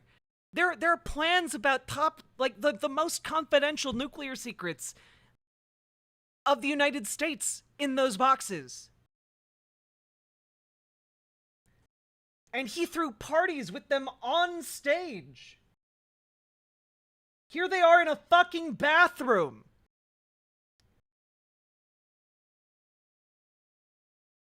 He kept some of the most classified information in the world in a fucking bathroom. In a shower. They're stacked in the shower, chat.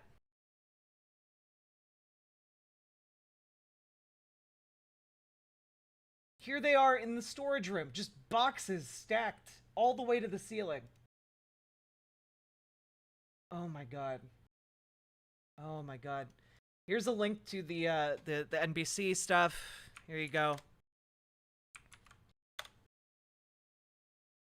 And if any of you want to read the indictment for yourselves, here's a link to that. There you go. We're gonna keep going. I'm shouting myself hoarse. This is insane. So how many foreign intel communities read these documents? Unknown, but we do know that Mar-a-Lago was riddled with spies even prior to Donald Trump becoming president. Like, during his campaign, different nations started seeding spies in Mar-a-Lago. They've literally caught spies at Mar-a-Lago multiple times. The false certification to the FBI and the grand jury. 63. On the afternoon of June 2nd, 2022, as Trump had been informed, Trump Attorney 1 arrived at Mar-a-Lago Club to review Trump's boxes and to look for documents with classification markings in response to the May 11th subpoena. Trump met with Trump Attorney 1 before Trump Attorney 1 conducted the review. Nauta escorted Trump Attorney 1 to the storage room. Section 64. Between 3:53 p.m. and 6:23 p.m., Trump Attorney 1 reviewed the contents of Trump's boxes in the storage room. Trump Attorney 1 located 38 documents with classification markings inside the boxes, which Trump Attorney 1 removed and placed in a red weld folder. Trump Attorney 1 contacted Nauta and asked him to bring clear duct tape to the storage room, which Nauta did. Trump Attorney 1 used the clear duct tape to seal the red weld folder with the documents with classification markings inside. After Trump Attorney 1 finished sealing the red weld folder containing the documents with classification markings that he had found inside Trump's boxes, Nauta took Trump Attorney 1 to a dining room in the Mar-a-Lago Club to meet with Trump. After Trump Attorney 1 confirmed that he had finished with his search of the storage room, Trump asked, "Did you find anything? Is it bad? Good?" 66. Trump and Trump Attorney 1 then discussed what to do with the red weld folder containing documents with classification markings, and whether Trump Attorney 1 should bring them to his hotel room and put them in a safe there. During that conversation, Trump made a plucking motion as memorialized by Trump Attorney 1. He made a funny motion as though, well, okay, why don't you take them with you to your hotel room, and if there's anything really bad in there, like, pluck it out. And that was the motion that he made. He didn't say that. So, take them back to your hotel and... That evening, Trump Attorney 1 contacted the Department of Justice and requested that an FBI agent meet him at the Mar-a-Lago Club the next day, June 3rd, so that he could turn over the documents responsive to the May 11th subpoena. 68. Also that evening, Trump Attorney 1 contacted another Trump Attorney 3, and asked her if she would come to the Mar-a-Lago Club the next morning to act as a custodian of records and sign a certification regarding the search for documents with classification markings in response to the May 11th subpoena. Trump Attorney 3, who had no role in the review of Trump's boxes in the storage room, agreed. Oh, what a fucking weasel, dude! Trump Attorney 1 knew that he could not legally sign the certification because he knowingly took documents out of that red weld folder. So he had a different attorney come to sign it. Amazing.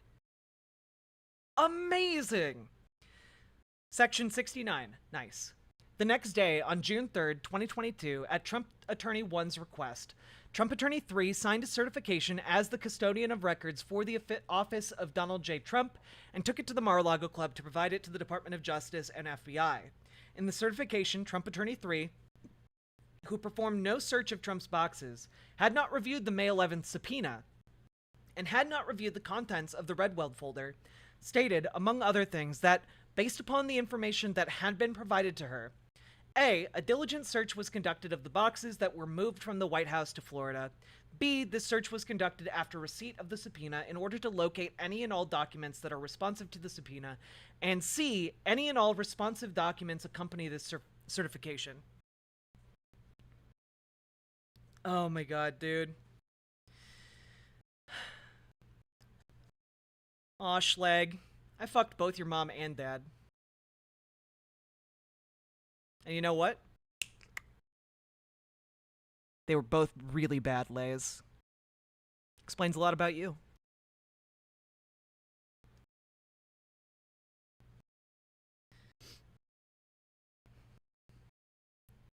Let's see.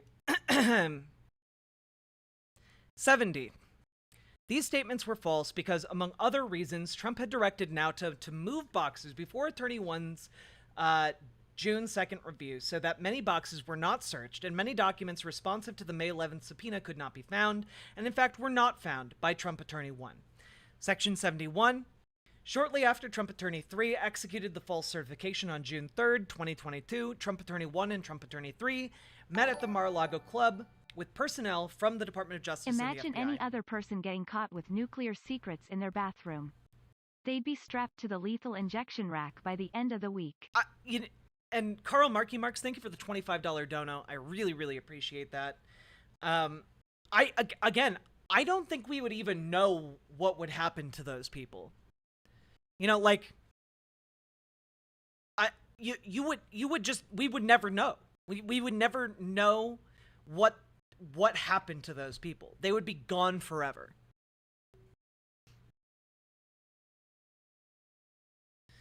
They would just cease to be.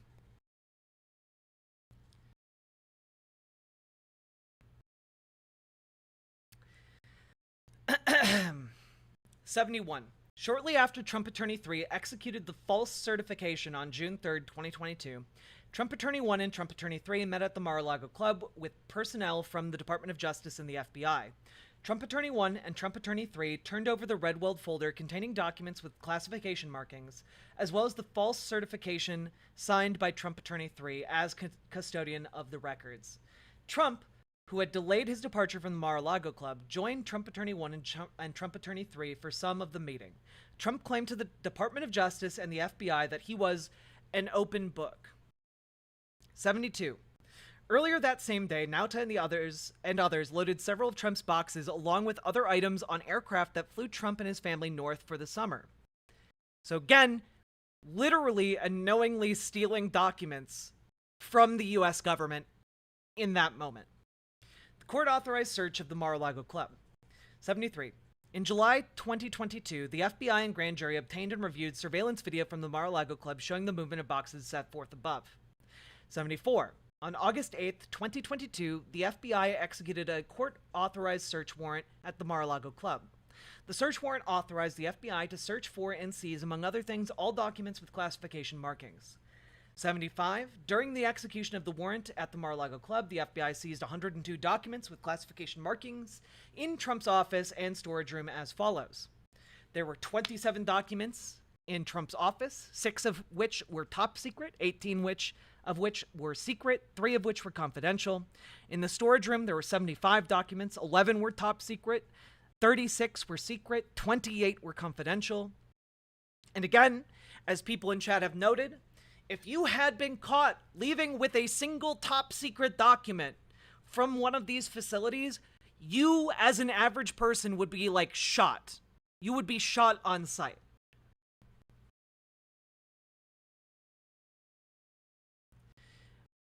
I mean, yeah, exactly one hand wonder. Like, the Rosenbergs did less. Like, did less conspiracy and less stealing of state secrets, and they were fucking executed. Okay, counts 1 through 31. We've finally gotten to the counts. Willful retention of national defense information. Under 18 U.S.C., which I believe is Espionage Act. 18 U.S.C.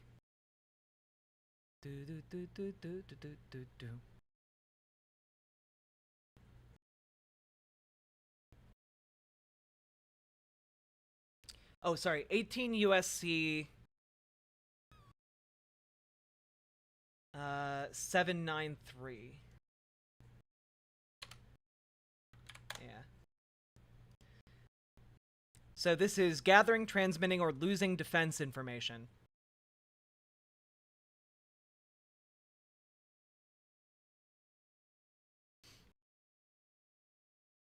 #76. The general allegations of this indictment are realigned and fully incorporated here by reference. 77. On or about the dates set forth in the table below in Palm Beach County in the Southern District of Florida and elsewhere, the defendant, Donald J. Trump, having unauthorized possession of, access to, and control over documents relating to the national defense, did willfully retain the documents and failed to deliver them to the officer and employee of the United States entitled to receive them. That is, Trump, without authorization, retained at the Mar-a-Lago Club documents relating to the national defense, including the following. Top secret, no, again, it's charge after charge after charge of different documents. It goes through all of the different documents here. I mean, I can show you guys.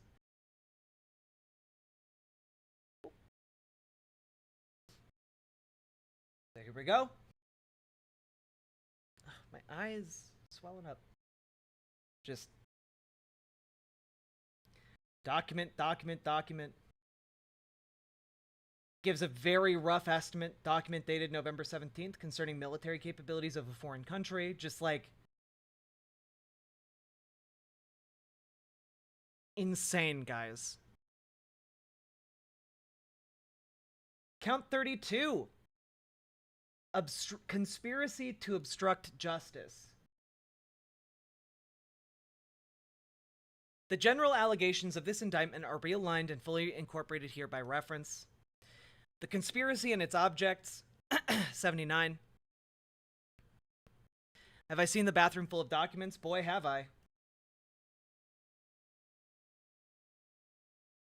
Boy, have I.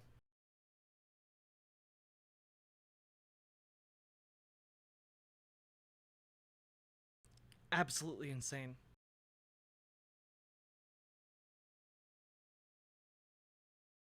Yeah, Judge Eileen Cannon, who issued the previously batshit ruling concerning Donald Trump, is overseeing this case. But I expect the federal court system will bring it higher in time.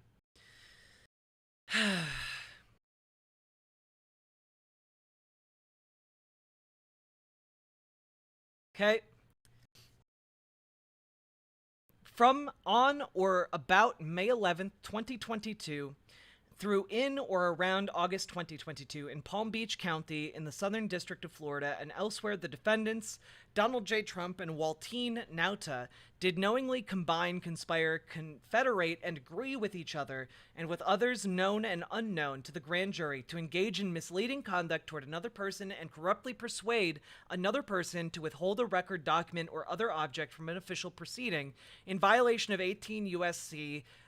Section 1512, and to corruptly conceal a record, document, and other object from an official proceeding in violation of 18 U.S.C.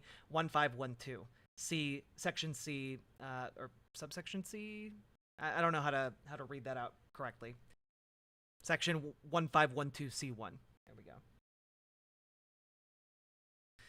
The purpose of the conspiracy, Section 80, the purpose of the conspiracy was for Trump to keep classified documents he had taken with him from the White House and to hide and conceal them from a federal grand jury.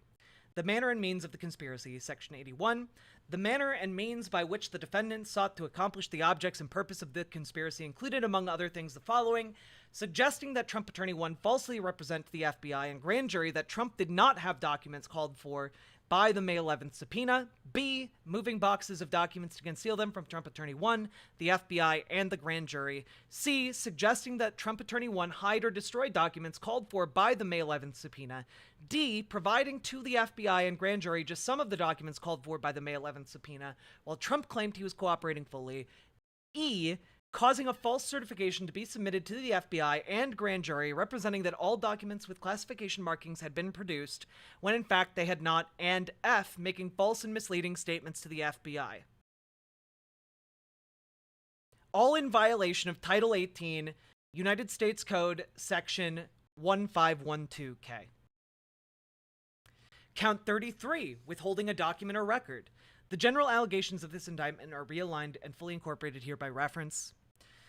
Section 83, from on or about May 11th, 2022, through in or around August 2022, in Palm Beach, Florida, in the Southern District, Palm Beach County in the Southern District of Florida, and elsewhere, the defendants, Donald J. Trump and Waltine Nauta did knowingly engage in misleading conduct toward another person and knowingly corruptly persuade and attempt to persuade another person with intent to cause and induce any person to withhold a record, document, or other object from an official proceeding. That is, 1. Trump attempted to persuade Trump Attorney 1 to hide and conceal documents from a federal grand jury, and 2. Trump and Nauta misled Trump Attorney 1 by moving boxes that contain documents with classification markings so that Trump Attorney 1 would not find the documents and produce them to a federal grand jury.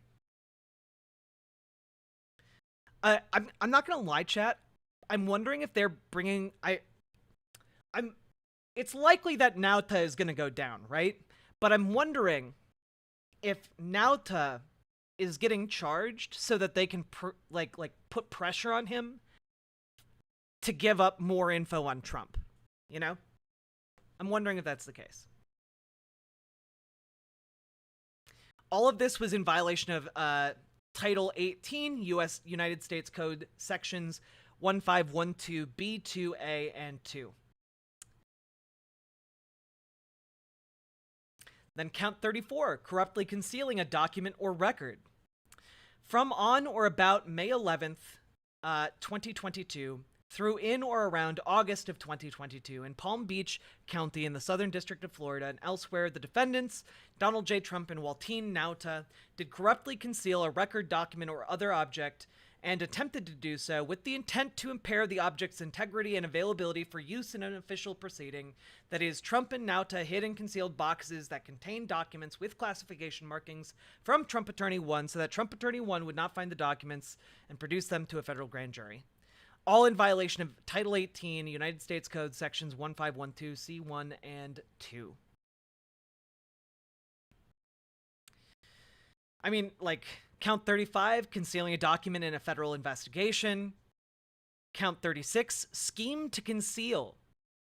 In a matter with, they're charging again Donald J. Trump and Waltine Nauta, in a matter within the jurisdiction of the judicial branch and executive branch of the United States government, did knowingly and willfully falsify, conceal, and cover up by any trick, scheme, and device a material fact. That is, during a federal grand jury investigation and a federal criminal investigation being conducted by the FBI, Trump and Nauta hid and concealed from the grand jury and the FBI Trump's continued possession of documents with classification markings.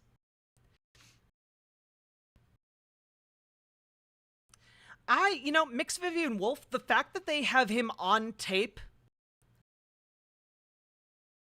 admitting that he is deliberately disseminating unclassified classified material, I think he's going to see prison. I genuinely do. It's not just like text messages. It's not just like people pointing fingers at him. It's him on tape, you know?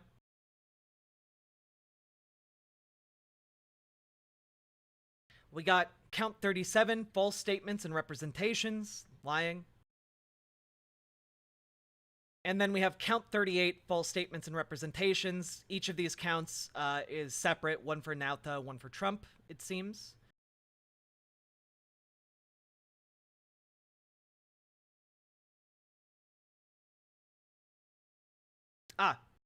Wait, for the false statements we have here. In a matter within the jurisdiction of the judicial branch and executive branch of the United States government, did knowingly and willfully make and cause to be made a materially false, fictitious, and fraudulent statement and representation, that is, during a federal grand jury investigation and a federal criminal investigation being conducted by the FBI, Trump caused the following false statements and representations to be made to the grand jury and the FBI in a sworn certification executed by Trump Attorney 3. A diligent search was conducted of the boxes that were moved from the White House. Okay, so there we go. Those were the statements made by Trump Attorney 3. Statement and representation set forth above were false, as Trump knew. And because they were being made on his behalf, he's being held accountable. Yeah. Cannon is overseeing his arraignment, but not necessarily the trial, most likely because holy shit, her actions when the investigation started was just interference in this very matter. Well, she should be required to recuse. Whether or not she will actually recuse herself remains to be seen, you know?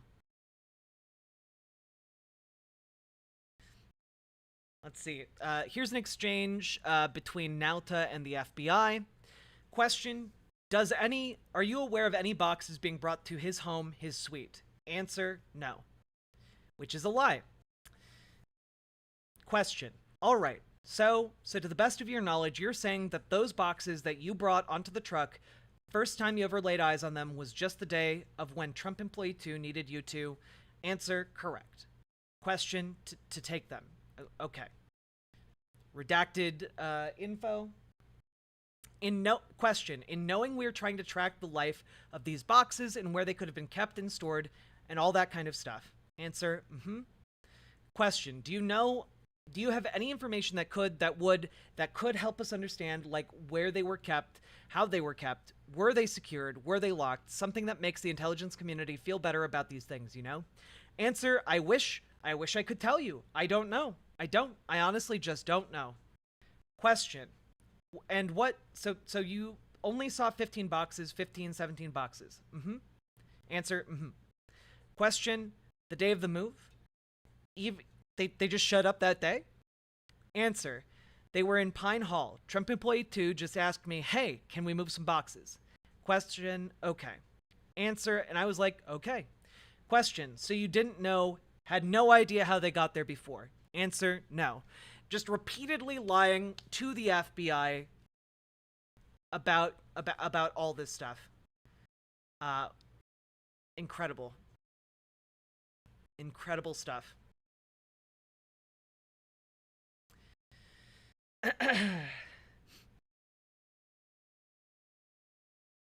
Yeah, okay. And then we have the penalty sheet here.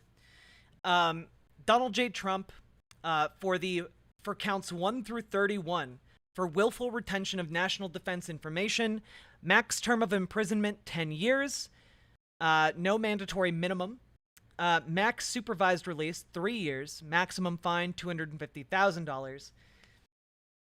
So, again, if he's found guilty, he could face up to 310 years in prison.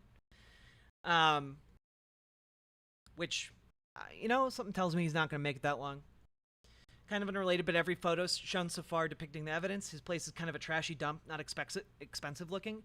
Yeah, I mean, like, this is like if a really cheap person tried to make something look very rich, you know?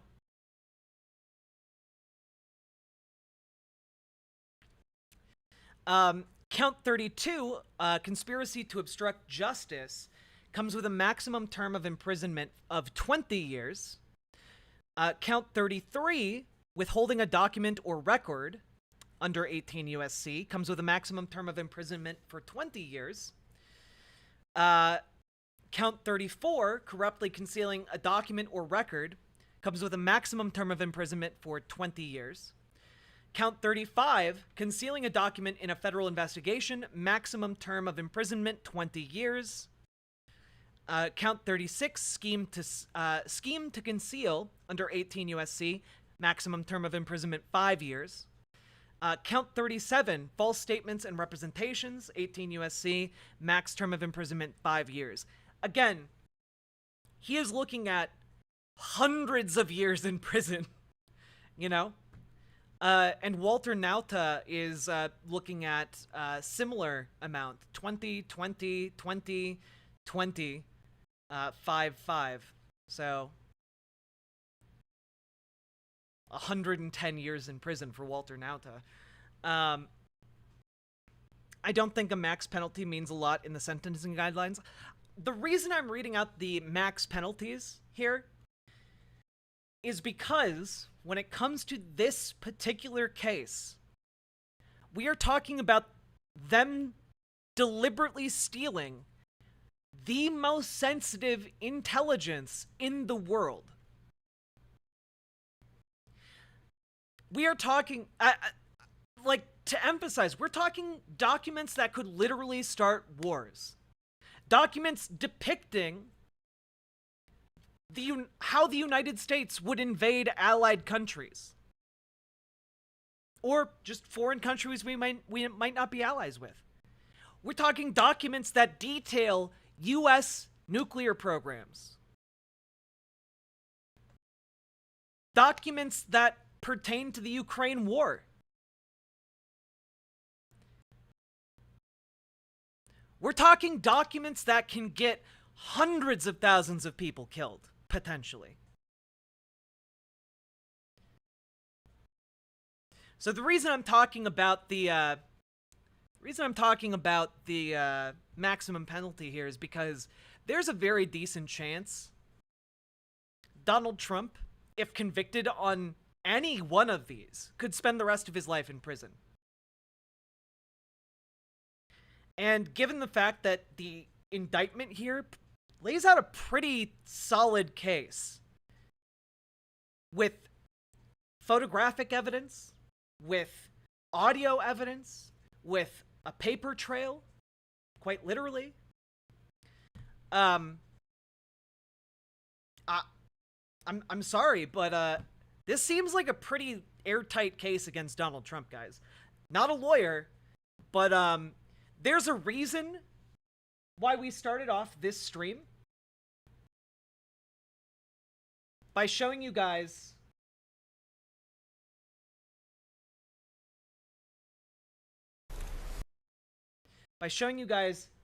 this man, Jim Trusty, who literally this morning was on ABC News defending Donald Trump,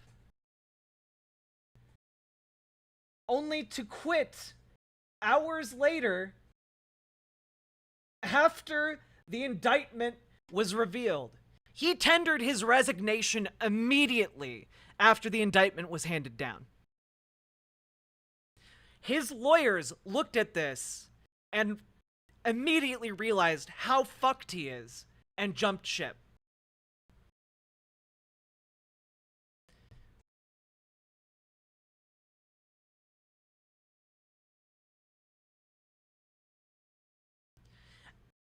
I admit, Mythaldu, like, there are a lot of other ways this case could get fucked in our legal system, but man, his lawyers, gone, baby. The indictment lays out the fact that the prosecution has a mountain of evidence, you know?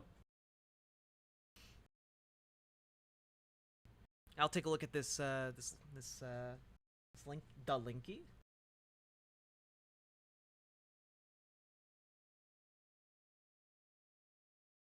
Okay. Jury selection is tough. Under the federal rules, the government gets 6 preemptory challenges, jurors that can be removed for any reason. Removing a juror for their political views is arguably a First Amendment violation. Would any Trumpist vote to convict?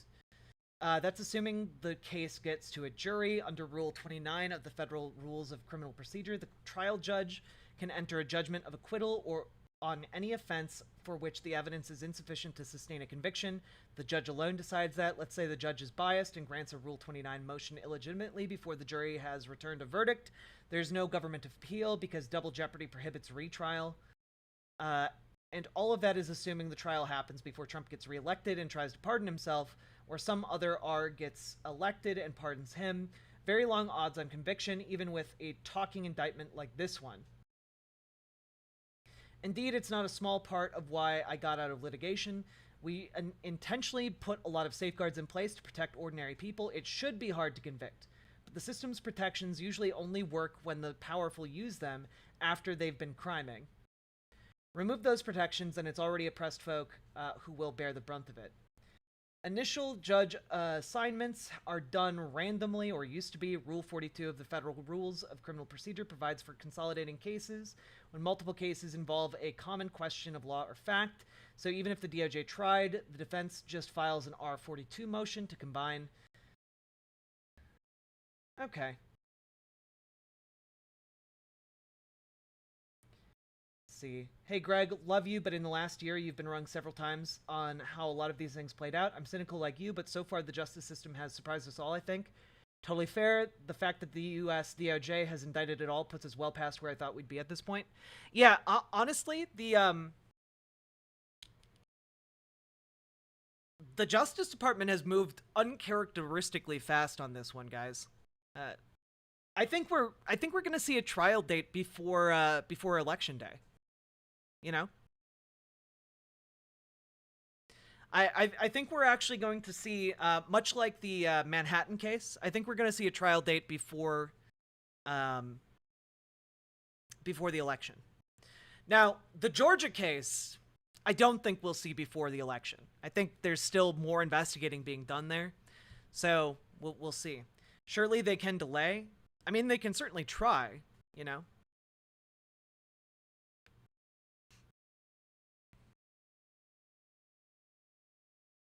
If he's being indicted in June, I'm seeing a trial date next May. Exactly.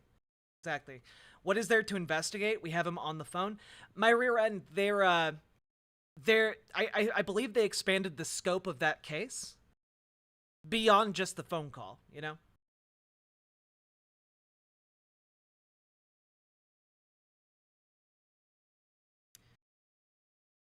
That indictment says 21 days before trial. I'm not entirely sure what you're trying to say, Miss Hire. Also, chat, I've been streaming for 2 hours at top speed through this indictment. We finished it. Congrats.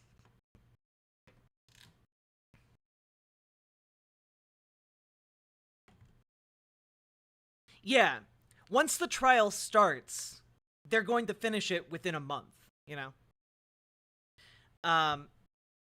And folks, if you got something valuable out of this, if you enjoyed it, please hit the follow button over on Twitch, hit the subscribe button over on YouTube, like the stream, and leave some comments over on the YouTube as well. That helps us in the algorithm. We're very close to 1,700 followers over on YouTube. We're trying to build it up over there. And folks, please consider dropping some subs or donos, because that is what allows me to continue streaming and pay my rent and live and make content for you guys.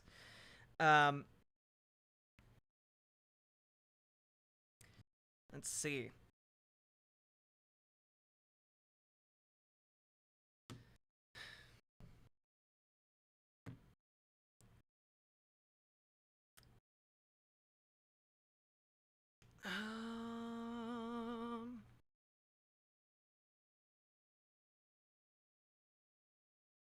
Well, I certainly feel like a winner. Hell yeah, we do. Oh, Tea with Goblins, thank you for gifting a sub to Progressive Canuck over on Twitch. Oh, and folks, if you want to be in the on-screen chat over here, make sure to come over to riverboat.gg.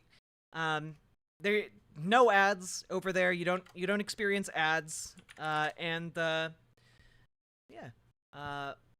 When you gift subs, I actually get to keep 100% of that sub instead of splitting it 50-50 with Jeff Bezos or 70-30 with YouTube.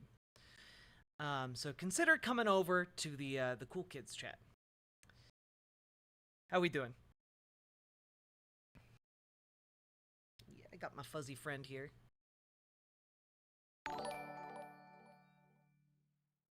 Your recent streams have been refreshingly good work. Aw, Mythaldu, thank you. Though I hope that doesn't mean my older streams have been unrefreshingly bad work. Asterisk WinB asterisk gifted asterisk 2 tier 1 asterisk subscriptions. Oh, WinB, thank you for the 2 tier 1 subs. I appreciate that very, very much. You are just so cuddly today. You know you have supper to eat, you're just not eating it. Yeah. Oh. She's a little babby. Well, thank you, Mythaldu. I like to think that my content is really good. Thank you, Jack, for your great work. I've been out of the loop on this indictment and just caught the tail end. Well, Vacation Wolf, thank you very much for the $20 dono. I very, very much appreciate that. And yeah, this is one of the biggest legal cases of all time in U.S. history. Like, we need to be paying very, very close attention to how this unfolds, because the implications for it are colossal. There's also just a lot of procedural work that goes on between a criminal information and a trial. I don't work this subject matter, but I am a lawyer, and all I'll say is no one should comment on procedural or legal matters without a cite to the rule or precedent, because otherwise it's the legal equivalent of diagnosing yourself on WebMD. Not saying reacting in general is unreasonable, of course. Oh no, of course not, Marcus Drake. I'm not a lawyer. I'm very aware I'm not a lawyer. But this is wild stuff. And we had to fit this into a 2-hour and 15-minute long stream, and we have currently been going for 2 hours and 12 minutes, chat. So thank you all for coming around. We're gonna raid into Lumi Rue, actually. I need to go, but I love you all very, very much, and I hope you have a lovely day. I might stream later as well. Might just stream some Hollow Knight. My voice feels absolutely shot for some reason. I'm not sure. If you're over on riverboat.gg, stick around. We'll move over to host Lumi Rue. An excellent gentle them, if ever there was one. And here we go. But thank you all for just being wonderful beings today. I really appreciated it. I was expecting a little bit more conservative trolling today, but they've been weirdly quiet. Instead they just came in to call me fat. And like, yeah, I know. You aren't telling me anything new, bud. You all have a good one. I'll be maybe back tonight. Bye.